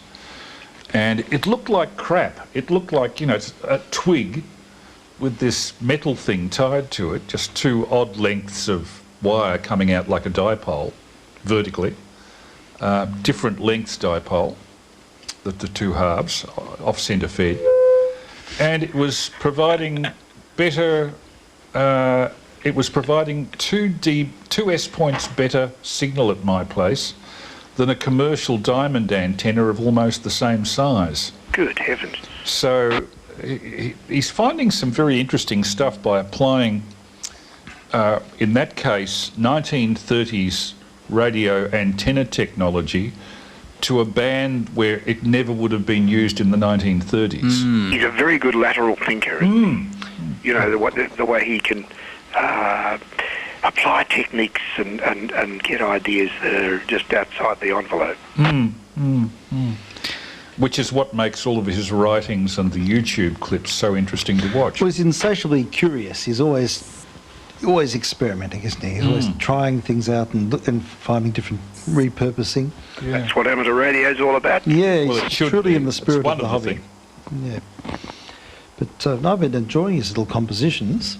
I thought the ones you've played have been good fun. Yeah, they've been interesting. You know, it's a lot of. He's thought it's a product of his of his projects. He's experimenting. Yes. And we say... What's this, Uncle Fester? Dave is holding a light bulb and it appears to have no electric power running to it. Free energy. My headphones are coming out. That's quite nice. Oh, no. Sorry. That's all right. I'll try and stay still. Chris has to patch them Is back. that better now? Yes, it's got a dodgy connector. That's all. And we say thank you It's on to my the knees, Stu dodgy. for the fiends as well. Yeah, thank you. This is good. This is what I There are really good. multiple gathering at Stu's place. Yes, there are 4 of us here. Oh, okay. They're scoffing chips and I haven't got any. Well, we've got Scoffing there's a chips few and I've left. got a We've cup left a of few for coffee. you. Send them down the line. Yes. Matter So you'll hear slurping transfers, noises. being dug out. Dave's gone back out into the booth. What was the story with the light globe? Well, it was a light globe. I think it's a torch. And I think it's something that you hang from the top of a tent. It's a 12-volt light globe that has an internal lithium battery, I think. Oh, yes. It just looks like a bulb, but So it appears as though it's running from nothing. yeah, exactly. Full of LEDs It's or actually something. a single AA cell. it's Oh, is that what it is? And Yeah. is it for tent use? That's right. The only time I've seen something similar to that was back in the days when Tony had a single wire feed to his tower from his transmitter, Oh, the peelers, yes, I remember hearing and you about could it. walk out in the backyard with a fluorescent lamp holding it in one end with one hand and it would light up spontaneously. That's good. from He the- used to use that to tune things, didn't he? Yes, until he found out that when he put the fluoro up the tower underneath the top hat, but unfortunately he found out that the fluoro provided a non-linear conduction that would cause Giving him harmonics to false- appear. Giving him false readings. But he used to climb the tower at night, didn't he? He had guts. I mean, this tower was the amalgamation of two a windmill tower and a more conventional tower. So it went up steeply tapered for the first part, then more narrowly tapered for the second. And the second, there was a landing where he could stand just a couple of feet, only about 6 inches wide, near the top, so he could adjust the top hat. And I got to the point where I got up to that landing one day and then something went inside my psyche and I can froze. understand. Yeah. And he had to come up and prise my white knuckles off the tower to get me down again. Yeah, sure. Yeah. Can understand how that could happen. I started to climb my tower one night. The night obviously didn't worry me at all. And I did it at night because Kathy used not like to see me climb towers. And I got halfway up and I ran out of gas, ran out of energy. And I thought, this is no good because even if I get to the top, I'm going to have to get down again. So I was just about to retreat and I was under a branch of a tree and I heard this rustling above my head and I smelled a horrible smell. It was a bloody possum. Oh, my God. Well. It's awful. Did you get weed upon? No, I got down as fast. I went down a lot faster than I got up. Oh, dear. Yes. What an incentive. I have It's terrible. That's a terrible, noxious smell. Yeah. very corrosive. Yeah, I have to say that having a branch tower is one of my great goals in life. Well, you have to do something like that if you're going to assume the mantle, Andrew. Yeah, well, Not really, because the branch always said to me after building that monstrosity that a single pole of appropriate length plus horizontal wire out like an inverted L would do just as well. Oh, okay. Well, we'll let you off with a pole then, Andrew. I've already got one of those, what but are you there I want to be already? able to climb it and look over the vast rolling expanse of Rowville True. at sunset. I think that'd be quite nice. Yes, I'm sure it would. But yes, I've climbed other towers before. I climbed the VLF tower down at Woodside when that was still in existence, and that got me into a lot of trouble. And that was 430 metres tall. Oh, that's amazing. What How I long did don't... it take you to climb that? Did you climb the Omega Tower? Yes, I climbed the Omega Tower. What? Surely it was pretty dangerous. Oh, it was very dangerous. People considering used to parachute off that thing. Yes, and some people didn't actually use their parachutes. Yeah. Yes. Sorry, I shouldn't laugh, but oh dear. No, well, the bit that I don't tell people often is that I only climbed the first section, which is about 50 metres, but it was still not inconsiderable. Considering you have to free climb this is very dodgy. We had to free climb the bottom 10 metres in order to get up the structure without using the ladder, because the ladder had a camera on it. And we didn't want to concern security staff. We didn't want to waste their time with our presence on the thing. So Very considerate of you. it was. But yes, anyway, we climbed that and we came back down, and I got lost in a field for 6 hours being chased by cows. And then we got into a lot of trouble, and then they ended up not caring very much at all. So that was the end of that. Then they blew up the Omega Tower. Yes, and they blew it up a few months, about a month after we went up. So Probably because people like you. that's right. So you might have inadvertently We contributed to catalysed, the. yeah. You were the cause for the Omega Tower being destroyed. Oh, You don't want people doing this, they said. I think we accelerated it a little bit. Yeah, they weren't very happy with us, to say the least. Did you get caught? Sorry? Did you actually? Oh yeah, we got caught. We got caught. There was a whole police presence and everything. Oh. We had to go to court over it. Oh, did you? Yeah. Oh dear. So you copped a... Copped a fine. Yeah. And it was like $150 fine or something. It was less than a speeding ticket. A lot of money, yeah. It was a lot of money for me when I was in uni, but I know the feeling. Do you get a bumper sticker that says "I climbed the Omega Tower" or something like that, no. or just a piece of blue paper or something? Oh, it was just a summons in the mail, I think. Oh. Should have framed it. Oh, it's in a filing cabinet at home somewhere. It was the worst part was getting chased by the cows and not finding the car, because we'd parked about 1 kilometre away from the base of the tower, and I couldn't remember where it was, because it's about a 2 by 2 kilometre square field. And that it's it was, flat as a tack. and it's totally flat, so there was no inclination, no idea of where the thing was, where the car was parked in relation to the tower. So I didn't get the full story. So you climbed up the first section, and Yes. then you were sort of caught at that point. And then I decided I'm sick of this. I'm not going to keep going, given that I have no climbing experience and dodgily rigged safety equipment. So I climbed back down. Thought I'm just going to sleep in the car until the rest of you get caught, and then I'll... I've never seen them in my life. Well, yes, as it turns out, the car was not where I thought it was. So come down, go to where I think the car is, car's not there. Continue to walk along the perimeter, still can't find car. Walk for another 3 or 4 hours around this paddock, can't find car. And then go and knock on random doors at 6 in the morning to ask if somebody could help me find my car, because I was a poor camper and had gotten lost. Oh. And yeah, some very intimidating, unusual person, a sort of this very eccentric guy with a massive beard, sort of said, "Oh, I'll drive you," and couldn't find the car, and so I just sat there at the front of the the station, the Helix building, just sitting there for a few hours, and then eventually the constabulary rocked up.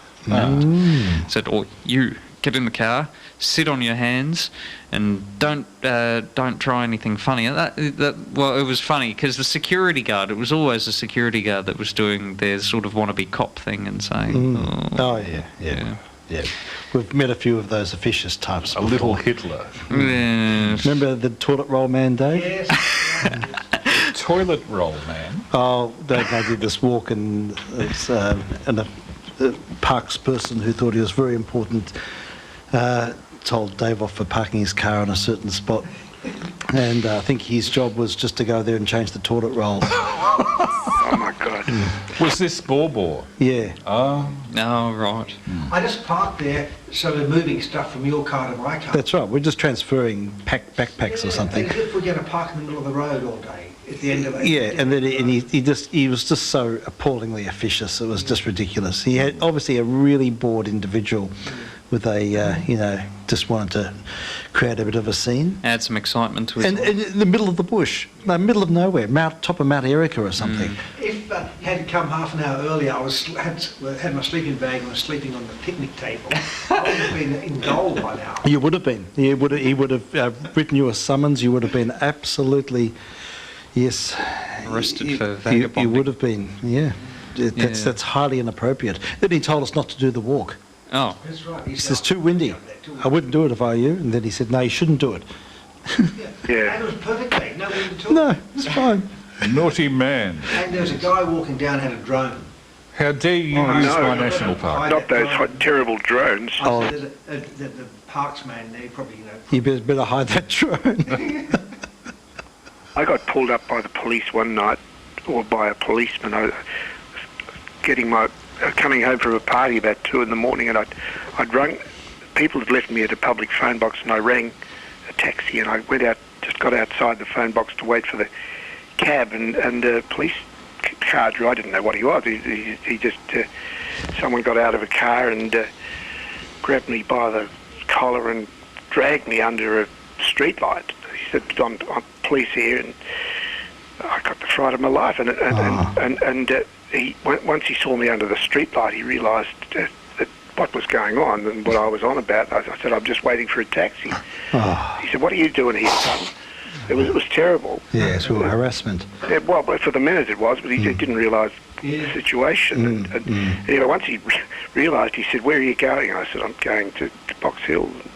He said, I'll drive you. Oh, right. And I told him that I was a lawyer, and he changed his...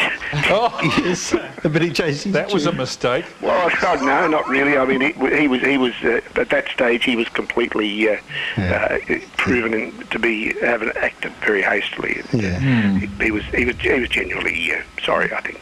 Yeah, sure. At least he didn't shoot you like they do in the States. That's it.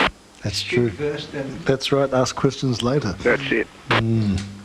But he dragged me. He said, what do you think you're doing here? But I think I'm waiting for a taxi. God, that's shocking. That really is shocking. See, you would have been young. He probably thought you were young, unruly youth. He did. That's exactly what happened. That's exactly what, Assumptions. was the assumption. I think if you got into that type of a job, you'd be probably subject to profiling people more than the average. Yeah, it'd be terrible. I wouldn't do it for double the money, Chris. Yeah, I And they're never the same afterwards. They walk into your house and they're looking around for stolen goods, looking at cupboards for anything. They can't leave the job alone. Very hard for them. Yeah, yes. You start to become paranoid. You develop a complex, I reckon. Yep. Because you basically you're paid for how many people you arrest and how many people you hassle. And we've lost all our police listeners. Oh, no. The police radio club's no longer listening. No, they're all lined up out in front of the house here. It's a bit something we said. That's where they've gone. We'll have to communicate with car Morse code or something. Oh, yes. They've got that police car with the dog and the antenna on the top in 1920. Morse code man in the back of the car. So Dave, you'll have to mount your new car radio, your diminutive car radio. In my car. Yeah, so that's going to be quite a nice little addition to Yes, your... it will be. It's interesting. As soon as I put it up, I don't know how it happens. You put clips up and get a few hits the first day or whatever, but that one just immediately took off. Now, is it the title, the photograph at the front? The photograph is good. Yeah, I did choose that quite well. Or just the topic. People just like that really quick one about the FM transmitter got quite good ratings. Well, about 20 minutes after you uploaded it, I saw it. I immediately posted it on the 160 metre Crossband page. With the 53 viewers. Yes, that's right. With the 53, that's a significant... Well, that might be a part of it. Yeah, I think on so. my page with no viewers. Oh, okay. wow. Yeah, look, I think I'll do more of those sort of videos because people like that. You want a story? I like the story in the title. The story. That brings people in. That's clickbait. Yeah. And so I saw that story and I thought, hello, you've done well there. You provided a context, and you see the broccoli, see it on the wood pile. Oh, that's in the fridge at the moment. Yes. I'll get it out, the famous broccoli and the can of Heinz. Yes. Frank, I had to explain that this car radio that Dave picked up, this 1930s car radio. He put up a YouTube vid, and we'll send you a link because it's really entertaining. Okay, thanks. And there's a picture of it in the wood. The story is that Dave found it on the tip. Yeah, I'd love to have a look. And he shows a picture of it in the wood pile with broccoli and vegetables piled on Broccoli's it. in the fridge. Yes, that's right. Obviously just raided the fridge to mock up that picture. It's very good. Okay. Please send me a link. Some That's people great. don't like its story. That one about the Gibson girl. Oh. When I went down and it's just floating. I think that's a great It's story. a great story. One of the comments is that he says, someone says, a good video wrecked by a stupid story. Like, they must have no imagination. These No people. imagination. Obviously just take things literally. Yeah. Oh, well. It's, There must be a pretty sad individual. I think it's a great video. It's one of your best. yep, I know. Yep. With the waves splashing on it. Yep. It probably hasn't seen the sea for a while. It probably hasn't. Yeah. Yeah, that's very good. Well, I'll say evening. Evening, Dan. Yeah, cheers, Dan. Nice to hear you, Dan. Yeah. Hear you, Dan. Come on again. Yeah. Oh, well, no, with the... Okay, VK3AFAJO going clear. Cheerio. Cheers for best, now. Yeah, so, well, I'll do some more. Going to get 10 hits. It's amazing. So how many at the moment? I can have a look. It's a bit over 100. Oh, okay. That's not too bad. For a day isn't too bad. That's not bad. Oh. Interestingly, if you look at what's happening now, the Beatles' uncut news conference is actually getting more hits than the Radio Australia one. Is that right? Yeah, So it's reaching its season It's now. getting a lot of people taking that. Yeah. And Long Wave Not Dead Yet is number 3, which I'm pleased about. That is good. Yep. That's really good. Now, it's important people see that one. Yeah. That's a very important message there about long wave. Yeah, okay. How about The Promise? Is that still getting a few hits? It peaked and it's had its Yeah, day. they do. It's slowly coming up. You need something, clickbaity and controversial.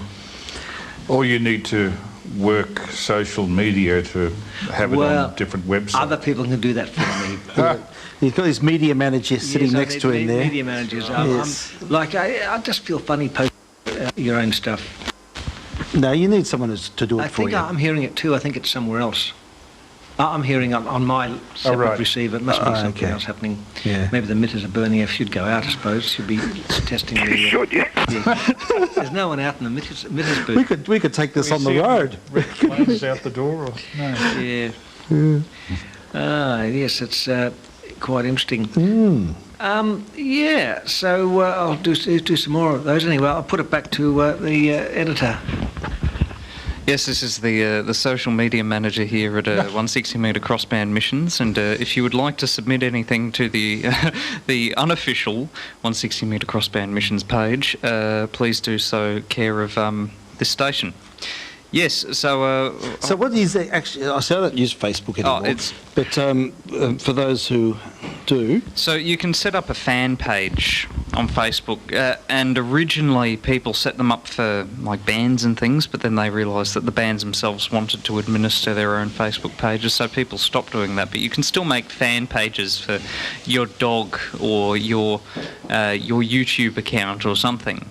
And so I think there's probably there was a Crossband a while ago where we were discussing this, and I made the Facebook page in that during the Crossband. Yes, actually, it was born during a Crossband conversation, wasn't it? Yeah. And then I just started posting some of Dave's links. I just regularly post a link or two to Dave's stuff to sort of, I don't know, I just hope they'll find a bit of a broader audience. The last 5 weeks or so I've been recording the missions off 475 and then posting them on YouTube the next day. So. Yeah, that's a great initiative. So you're actually posting those on the page too, are you? Yes, so I've been, Chris has been sending me a few things, and not just the missions that he's been recording, but I post the recorded missions and also the photos of the branches shack, for example, that he sent through. I've been posting back those in 1980. Yeah. Is there a bit of a story? I'll have to go back on. I'm still registered on Facebook, but I just haven't been on for months. Yeah, so for personal use, I find it's a huge time sink, and I don't particularly like it for personal use, but I have a number of pages like that one that I do sort of run. I think if I was younger and still working, I would be very judicious about the usage of Facebook, but now that I'm retired and have no reputation anymore that I'm worried about, it's an excellent method of keeping in touch. Oh, look, it's a platform, and it's a very active platform, and you can really draw. You can have quite vibrant dialogue. I need to be very careful of what I post on there because places that I work, people that I work for, there is that, not that I have much of that publicly listed, but it's also I have such a wide variety of people on my Facebook page. If I post something that's even and these people go from one extreme to the other in terms of what they think and what they know, and it's like if I post one thing that's particularly strongly worded, I'm going to offend someone, a whole bunch of people. It's like, but then I have to explain to them, well, if I said this to you in person, we could have a proper discussion about it. But then if you put something online, all the nuance gets lost. And so then it becomes a matter of, oh, well, I call the person up and say, look, I posted this. I think that you might have misunderstood why I put that up. And then it takes up a chunk of the day. And that's a big problem I have with online communications in general. Can very easily be misinterpreted. That's right. Very much so. That's why I keep clear of it. Yeah, and look, as a teacher, and I have to be extremely careful about any online presence. Well, yeah, that's right. That I have. What about this? We're effectively on a form of line social media right now. Oh, yeah, absolutely. Yeah. Yeah, that's right. It does work very well. I have a fair idea of the audience who's receiving this. For example, my uncle, who I like to maintain contact with, even though he's got certain views that I don't necessarily agree with. If he was listening to this, he'd say, "Oh, why did you climb that bloody tower?" I wouldn't hear the end of it, but but I know who's listening to this and who will appreciate what kind of information. Whereas I don't know, I guess it's a bit annoying if you have to do that sort of self-censorship all the time. But if you move amongst so many different circles, it's difficult to. It's easier just to say nothing about what you think, and I don't even have many strong views on things anyway. Now I'm going to have to put new batteries in the wireless mic receiver, so it'll be off for about 30 seconds. So I might take go to the. I think we'll put Walk in the Black Forest on. Yeah. I haven't heard enough of that. And we'll be right back after this recording. Short commercial sausage. Yes, short commercial sausage. Very good. Coming your way. And I say, it must have the preamp turned off. Yes, so we'll just change that little batteria. I'm hearing all of that, Steve. Oh, I'm 85. Yeah. Sounds like you got it stuck down your pants or something. Well, I'm completely tattered up. I'm not sure what that would sound like, actually. He's stuck in his shoe at the moment. And now we'll return to our normally scheduled programming.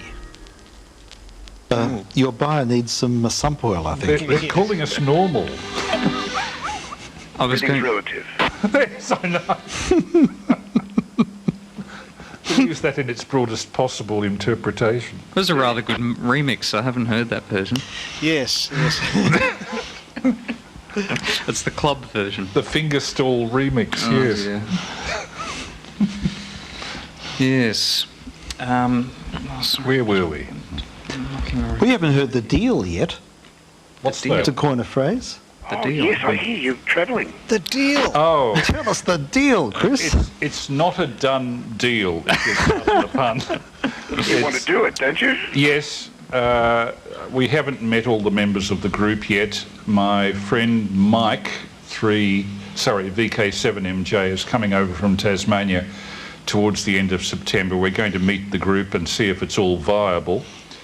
But most of the rest of the group will be doing HF from, as I understand it, the lighthouse settlement near sea level on Deal Island.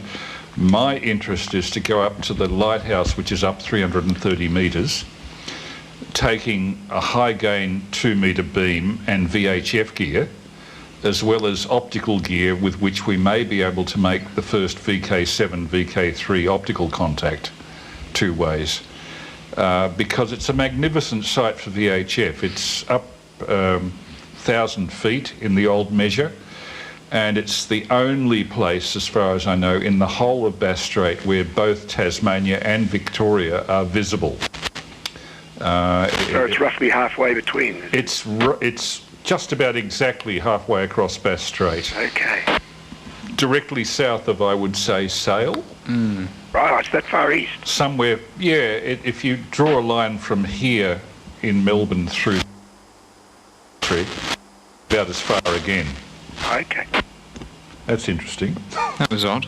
Yeah. I think just move that radio mic. It's just in a null spot. Oh, Where's the radio mic? Oh, here. it's on your. Yep. Is that better? There, that's okay. Just say that again exactly where it was that you were cutting out whilst you were saying, Chris. Deal Island. Yes. It's if you take the tip of Wilson's Promontory and the northern end of Flinders Island and put exactly a halfway mark, that's where Deal Island is. Okay, thank you. But it's not a done deal. But I am investing in new radio, 20-watt radio, high efficiency, a series of lithium polymer batteries, and I'm borrowing a couple of Steve's, a caravan transportable antenna mast with a wooden extension on top so I can run a Yagi vertically. And I've just got Dieter Peltz, who's an expert professional radio engineer, to crunch all the figures of the spacings and lengths necessary for a high gain 6-element wide spaced beam for 2 metres. And that's intended for use on Deal. Now, if the Deal thing doesn't come off, I'll have a very good system to take across to French Island and activate that for a little while. Excellent. But I want to do more of the portable work because, quite apart from the interest of getting the gear transportable and usable on a non-mains supply system, at 65, I need more exercise, and sitting inside a shack working radio is really not the way to go about it. If I can get out and about setting up these stations up mountaintops, I'll get some bloody exercise. And that's probably more the point of the exercise for me, plus seeing some interesting parts of the country. Well, look, Sounds like a lot of fun. yeah, Deal Island sounds amazing. So halfway point. So if you were to do light beam comms, Chris, what would be where would your reference be? Well, we'd be doing it through probably to Gippsland at a place like Mount Fatigue. Okay, Mount Fatigue's near Foster, isn't it? Yeah. And there are a couple of amateurs equipped for light beam transmission and reception in that area already. And Mike and I have the gear between us to take to Deal already, although I'm trying to rush a new optical unit to completion before we go, which is the start of November. That's the projected date. hopefully that'll be working by then. That it includes a flat light LED which can take 30 watts of drive in a chip that's less than 0.5 of a millimetre square. Wow, really? So the intensity out of that thing is just incredible. Bright red light. The only slight worry that I have is that if we take a bright red light to the old lighthouse... You can divert some ships. Yes! Yeah, that's That is a slight worry. You probably wouldn't want to let too much on about the nature Well, I of perhaps have said more than I should already. But it's, 2 in the morning? Yeah, I think we're right. But how about in Tasmania? Where would you be received potentially in Tassie? We're not worried so much about Tasmania because Deal Island is Tasmanian territory, and if we communicate from there, we can at least say we've linked Victoria and Tasmania. Okay, right. But potentially, could you... Mount Arthur or Mount Barrow would be probably the highest mountains within line of sight of Deal to the south. Yep. And depending on atmospheric conditions, because you're very close to going over the top of the sea. The fact is the atmosphere is there, and that tends to bend the optical horizon a little bit past where the real horizon is. Have I described that properly? Yeah, no, that makes sense. Yeah, interesting. Sometimes you can get, on very cold days when you have a warm day coming, you can get a temperature inversion, and just as you can get ducting over the horizon, you can get mirages over the horizon on optical frequencies, and that could be a possibility. Now, Dave has just walked in. He's got his wobble board. With a wobble. Oh, it's a solar. A solar panel. 20-watt panels. A 20-watt panel. 20 watts? It's quite small. How heavy is that? Nothing. Oh, Oh, I mean, wow. you can put that across your batteries and boost them in the daytime. okay.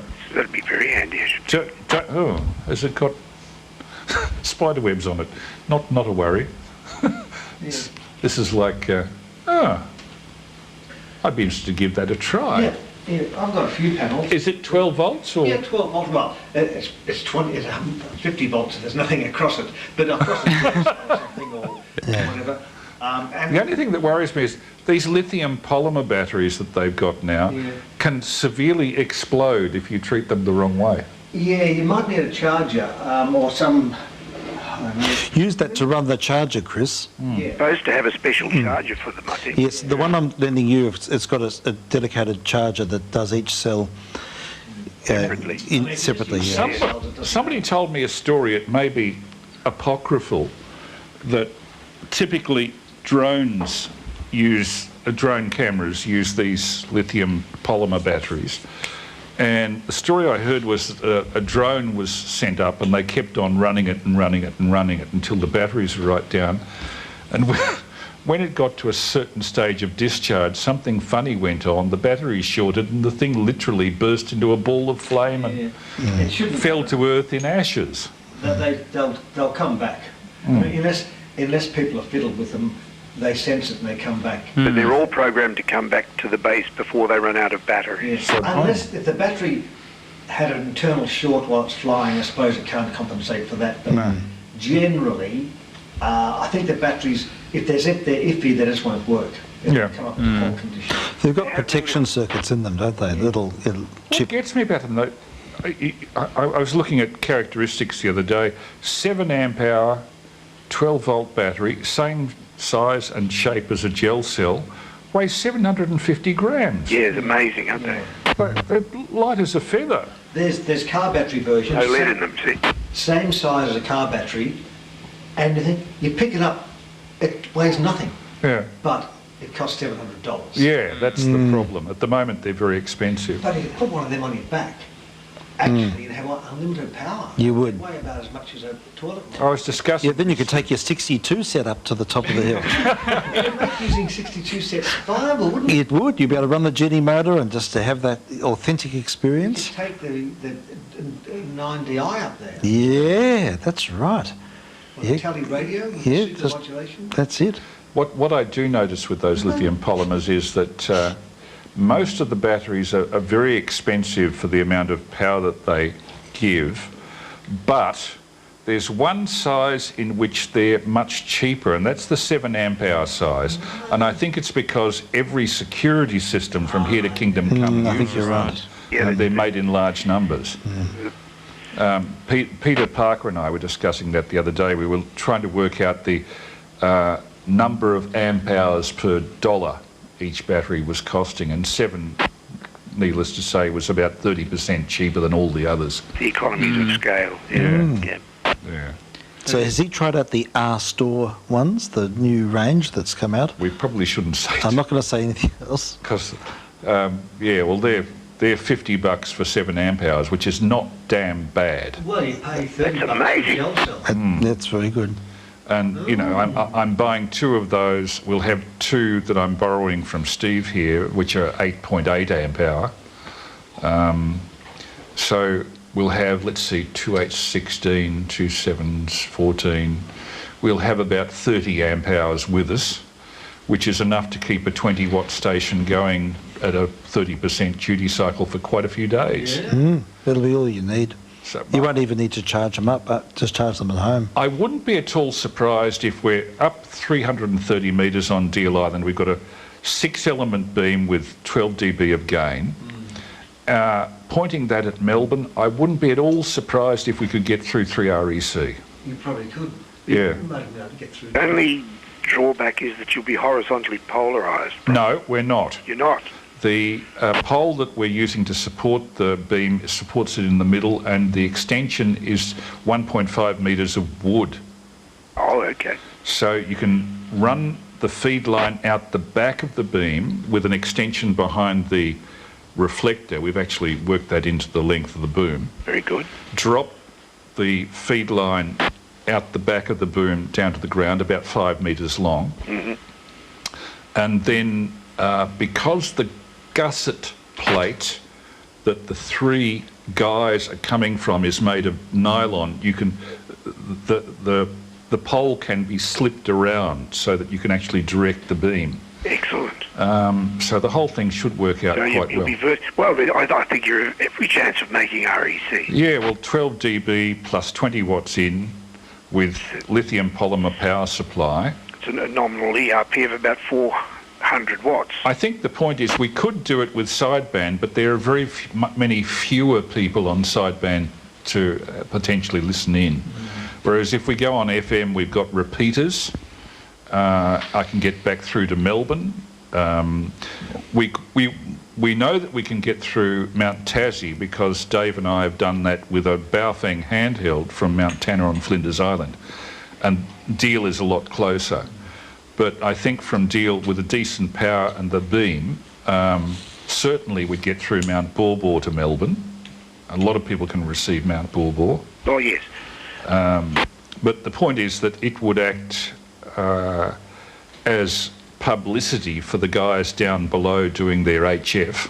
And vice versa. And if necessary, if anything goes wrong, I think the VHF would provide much more secure communication with the mainland than any HF band would. So there are all sorts of reasons for doing it that way. It's just a function of where it is and how high it is that really suggests that it'd be a good location for VHF. And Fascinating.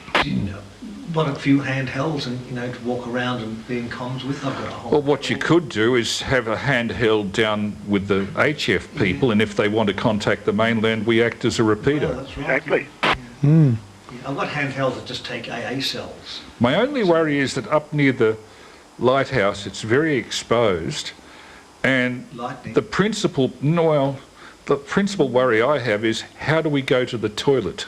Well, walk down to where there's some trees. There's a 1,000-foot cliff next. Well, that's Yeah, don't go over the edge of the cliff. If you're brave enough. My worry is that the light beam stuff, for obvious reasons, is best done at night, and we're near a 1,000-foot cliff. Yeah. Put a fence around it. I think it's health and safety required to put a fence around the cliff. If you check that they'll let you up the lighthouse, That's what I was going to ask. What's that? because I know that I think at Wilson's Prom there's all these restrictions about actually going into the light station. Yeah, I'm sure. Although I think it's I have seen decommissioned clips of people actually climbing up on it. And- inside it, there's and doing a radio. metal spiral staircase Right. inside, Okay. ending in a landing a light with Fresnels, but the light hasn't been used since the 80s. The problem with that was that it was designed in 1848, it was built in 1848, it's a very, very old lighthouse, and they put it on the highest part of the island, fairly obviously, just thinking in terms of how far it could be seen to the horizon. The unfortunate thing that they didn't realise when they built it was that at virtually every nightfall, they get convection clouds forming on the 1,000-foot hill. And that obscures the light from being seen anything like the horizon distance.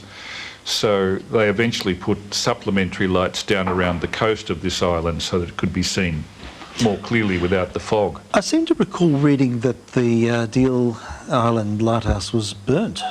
It was gutted, wasn't Parts it? of it, the lighthouse itself is made of stone. It's okay, but it used to have a number of residential houses around it and a big stone building called the Oil Store, because originally the light prior to 1920 or something was lit by either whale oil or kerosene.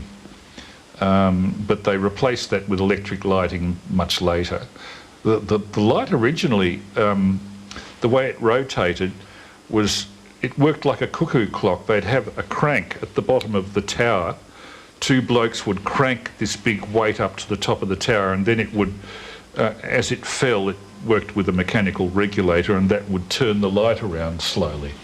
The light, I think the bearing was, the light actually floats in a bath of mercury. Yes, they used to have a mercury bath. It's very similar to the Cape Shank and the Prom lighthouses. I think all of these lights Gabo were around Island. 1848, 1850, 1855. On Cape Otway, Cape Shank, Gabo Island. Gabo Island, I think Gabo might be a little bit later, Cape Wickham at the north end of King, and Deal Island, and there are a couple of lighthouses at the north end of Flinders, one at North East River where we went, which is now a small automated light.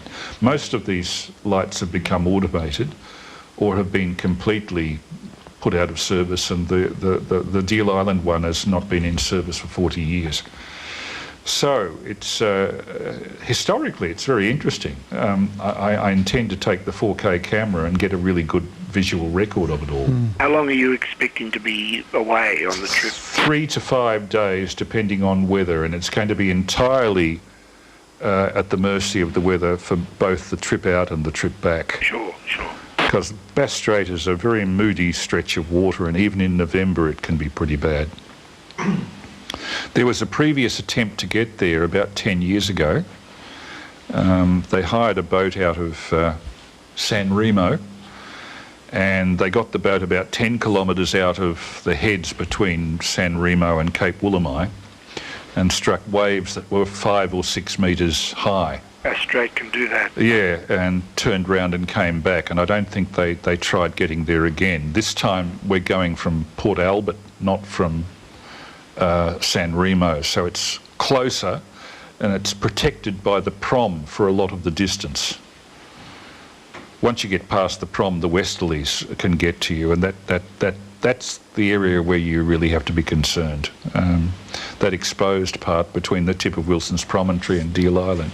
You've obviously got some seafaring members of the crew. I believe Chris, there's another Chris on the group, and he's lined up, I think, a hire boat out of Port Albert. It's going to cost us, I think, around 13 to 1,500 each, depending on how many are on the trip. Sure. But for a week out, in a unique location, and I believe it is superbly beautiful. I mean, it's a lot of it's untouched bush. There are kangaroos there. There are Cape Barren geese there. It's a lot like Wilson's Promontory. It's granite country, just as Flinders Island and Wilson's Promontory are. It was part of the land bridge to Tasmania originally, and it's a sizable island, isn't it, Chris? it's sizable. It's in the old terms about 5 miles by 5 miles. Is it really? Yeah. Oh. And it very close to it there are two smaller islands, Erith and Dover. across a short stretch of water about 3/4 of a mile wide called Murray Pass. And Erith Island was famous for a long time, for the 1970s and 80s, for being the place where a group of academics from Melbourne University used to have their summer vacations. Stephen Murray Smith, Ian Turner, Dick Love, a whole group of old Geelong grammar boys who'd become left-wingers, if you know what I mean. Yeah, I do, yeah. And one of them, Ian Turner, who was a history professor, I think, actually died there. They were having a cricket match in about 1978 and he died of a heart attack. Now, you can imagine trying to get his body off a place like that. Yeah, Yeah, no easy. I'm just hoping that my heart's okay. You'll find out. I will. So any chance that the charter boat can sort of give you a tour around and see some of those closer islands? I wonder if You'd be passing them on the way, and I believe that there's a runabout that the resident people at Deal Island have that could get you across to Erith. Oh, okay. So I'd be able to see the hut. There's a sort of a dormitory hut on Erith Island which can take 4 or 5 people, I think. Oh, that sounds great. Largely built of driftwood and whatever they could lay their hands on. But it's fascinating from that point of view, plus the fact that the lighthouse settlement there has been there since the 1840s and the original buildings are still there. One of them set up as a museum, and a lot of yachties go through there, particularly if they happen to strike bad weather in Bass Strait. They'll hide behind the islands from the prevailing winds and spend some time there. Are there some protected coves on the island? I imagine there would. Yeah, there are. East Cove, where the settlement is protected depending on which way the wind is blowing. Or if the wind changes direction, you can go round to Garden Cove or to Squally Cove in the south. There's another cove, I forget the name of it. But yeah, we're not talking an inconsiderable amount of area here. We're talking forests, pasture, 2 settlements, and of course the lighthouse up on top of the mountain. It's a very, very spectacular island to look at. Yeah. That you sent a video out. Oh, there are plenty of videos on YouTube of Deal and surroundings, yeah. And it's really compelling. It's amazing. Fascinating as this is, it's a bit past my bedtime, so I think I might... Sorry, Frank, if I've put you off. No, you haven't. Not on the contrary, Chris. It's been an interesting evening being able to talk with 4 people here simultaneously. Yeah, look, I think it's the way to go. We should do this sort of thing more often. That's right. What would be great would be to live stream it on YouTube with everyone sitting down having a discussion like they are. We'll have to wear our dinner suits. We will. That's right. Have to wear a tie. And press our pants. No more ties for me. And Have a clean change of underwear. No, it's not going to be that sort of a party. we'll catch up with you, Frank. Now, what date's the Old Timers dinner? It's the 26th, Dave. Oh, well, I haven't booked yet. I'll book. Yeah, we'll have to do that. Yeah. All right. Well, thank you for letting me join the party. Excellent. It's been great to chat there, Frank. It's nice to hear. Yeah. Good to talk, Frank. Indeed. Yes, Andrew. We'll catch up. And we'll talk soon, I hope. Do come along to the MDRC, though. I'm there now most Thursdays and will be. I'm definitely coming next Thursday, Steve. Chris. I'm making a point. Good-o. Catch up there. Yeah, I hope to chat next Friday too. There, All Frank. right, even if it's brief. It'll be a very brief show. Test. Yeah. Yeah, but that's fine. Okay. I'd emphasise before you go, my participation in the Deal Island thing is not confirmed at this stage. Okay. But, and this is a big but, if it doesn't come off with this group, Dave, myself, possibly a couple of others, Mike VK7MJ, would possibly do it on our own as a separate issue later on. Sure. Well, the possibilities sound very, very entrancing. A great adventure, Chris. Great adventure. Well, stay tuned on FM. You may hear us through a local repeater coming I through. certainly. And if I can hear you through the repeater, we'll have to try Simplex. Yeah, well, I guess so. I'm not hoping... I wouldn't hope so much for Simplex all the way to Melbourne, but I'm sure that one of the mountain repeaters, either Bor or Alinda, we probably could hit. Yes, and there'll be people in Gippsland that I'm sure you'll be able to... Oh, yeah. Gippsland's no problem at all. You can see it from there. Yeah, sure, it's line of sight stuff. Yeah. Okay, everyone. Okay, all the very best, Frank. All the best, Frank. Yes. Cheers. I'll go to bed and listen. Okay, bye. Bye. I wonder... VK3JR signing. Right. Third floor, ladies' lingerie. It's lift music. Yes.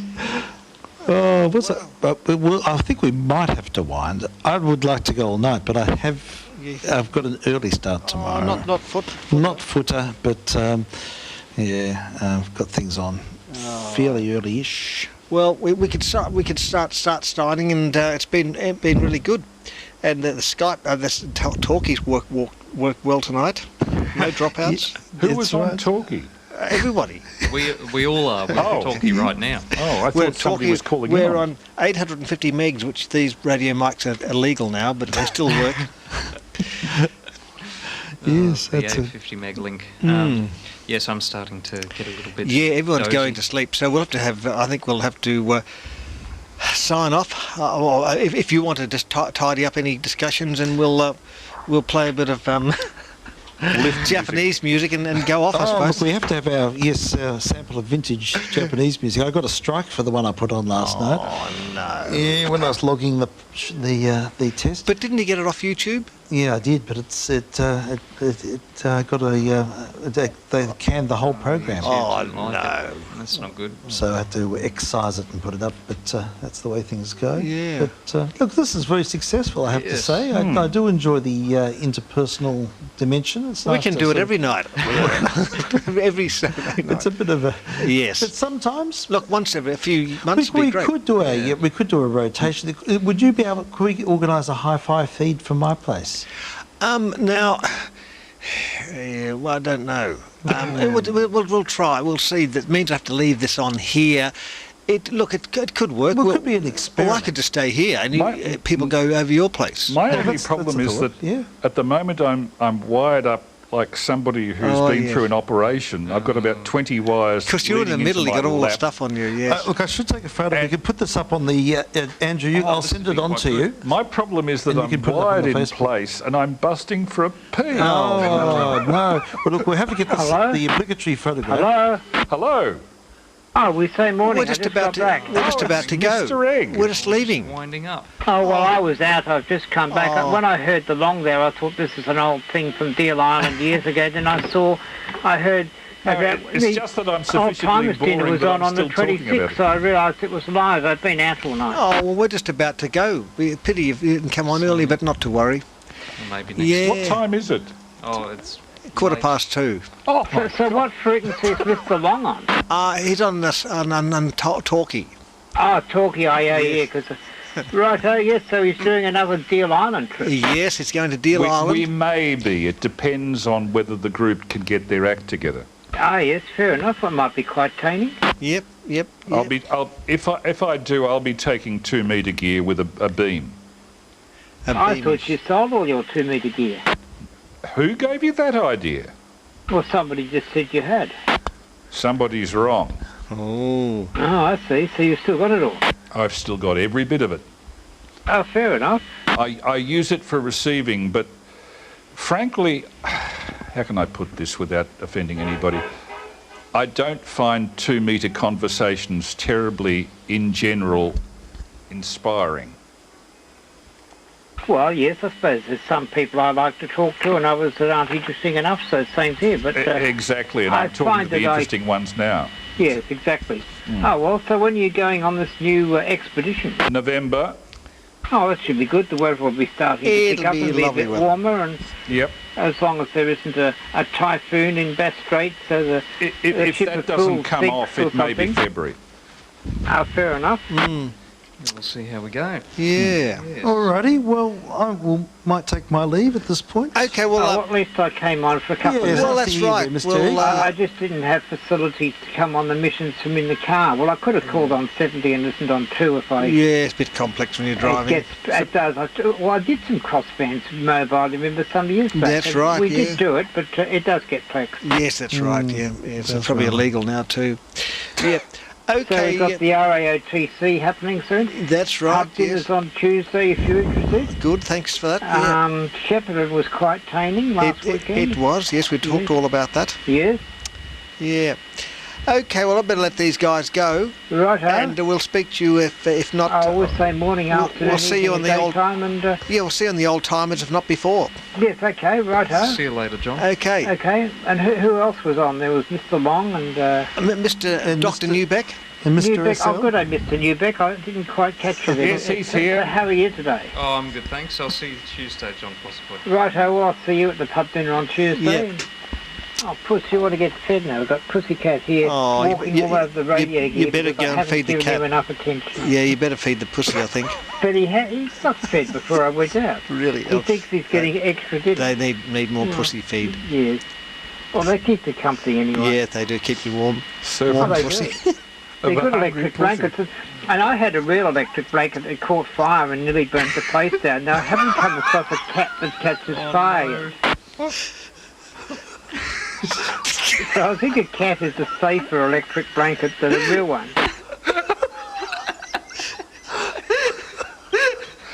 I just thought I'd have to throw that one. Yeah, that's right. Very eloquently put, Mr. Egg. But it's true. Yes, absolutely. Very true indeed. John. Okay. Well, I'm passing out now, so... I think it's nice to at least I added some laugh factors. You certainly did. The only few... Oh, look, the ratings have gone up 10%. That's good. Oh, good. Excellent. Okay. See you all later on. Right, good morning. All the best. I urgently VK3ASE wanted to pee. Well, it's too late now. Oh.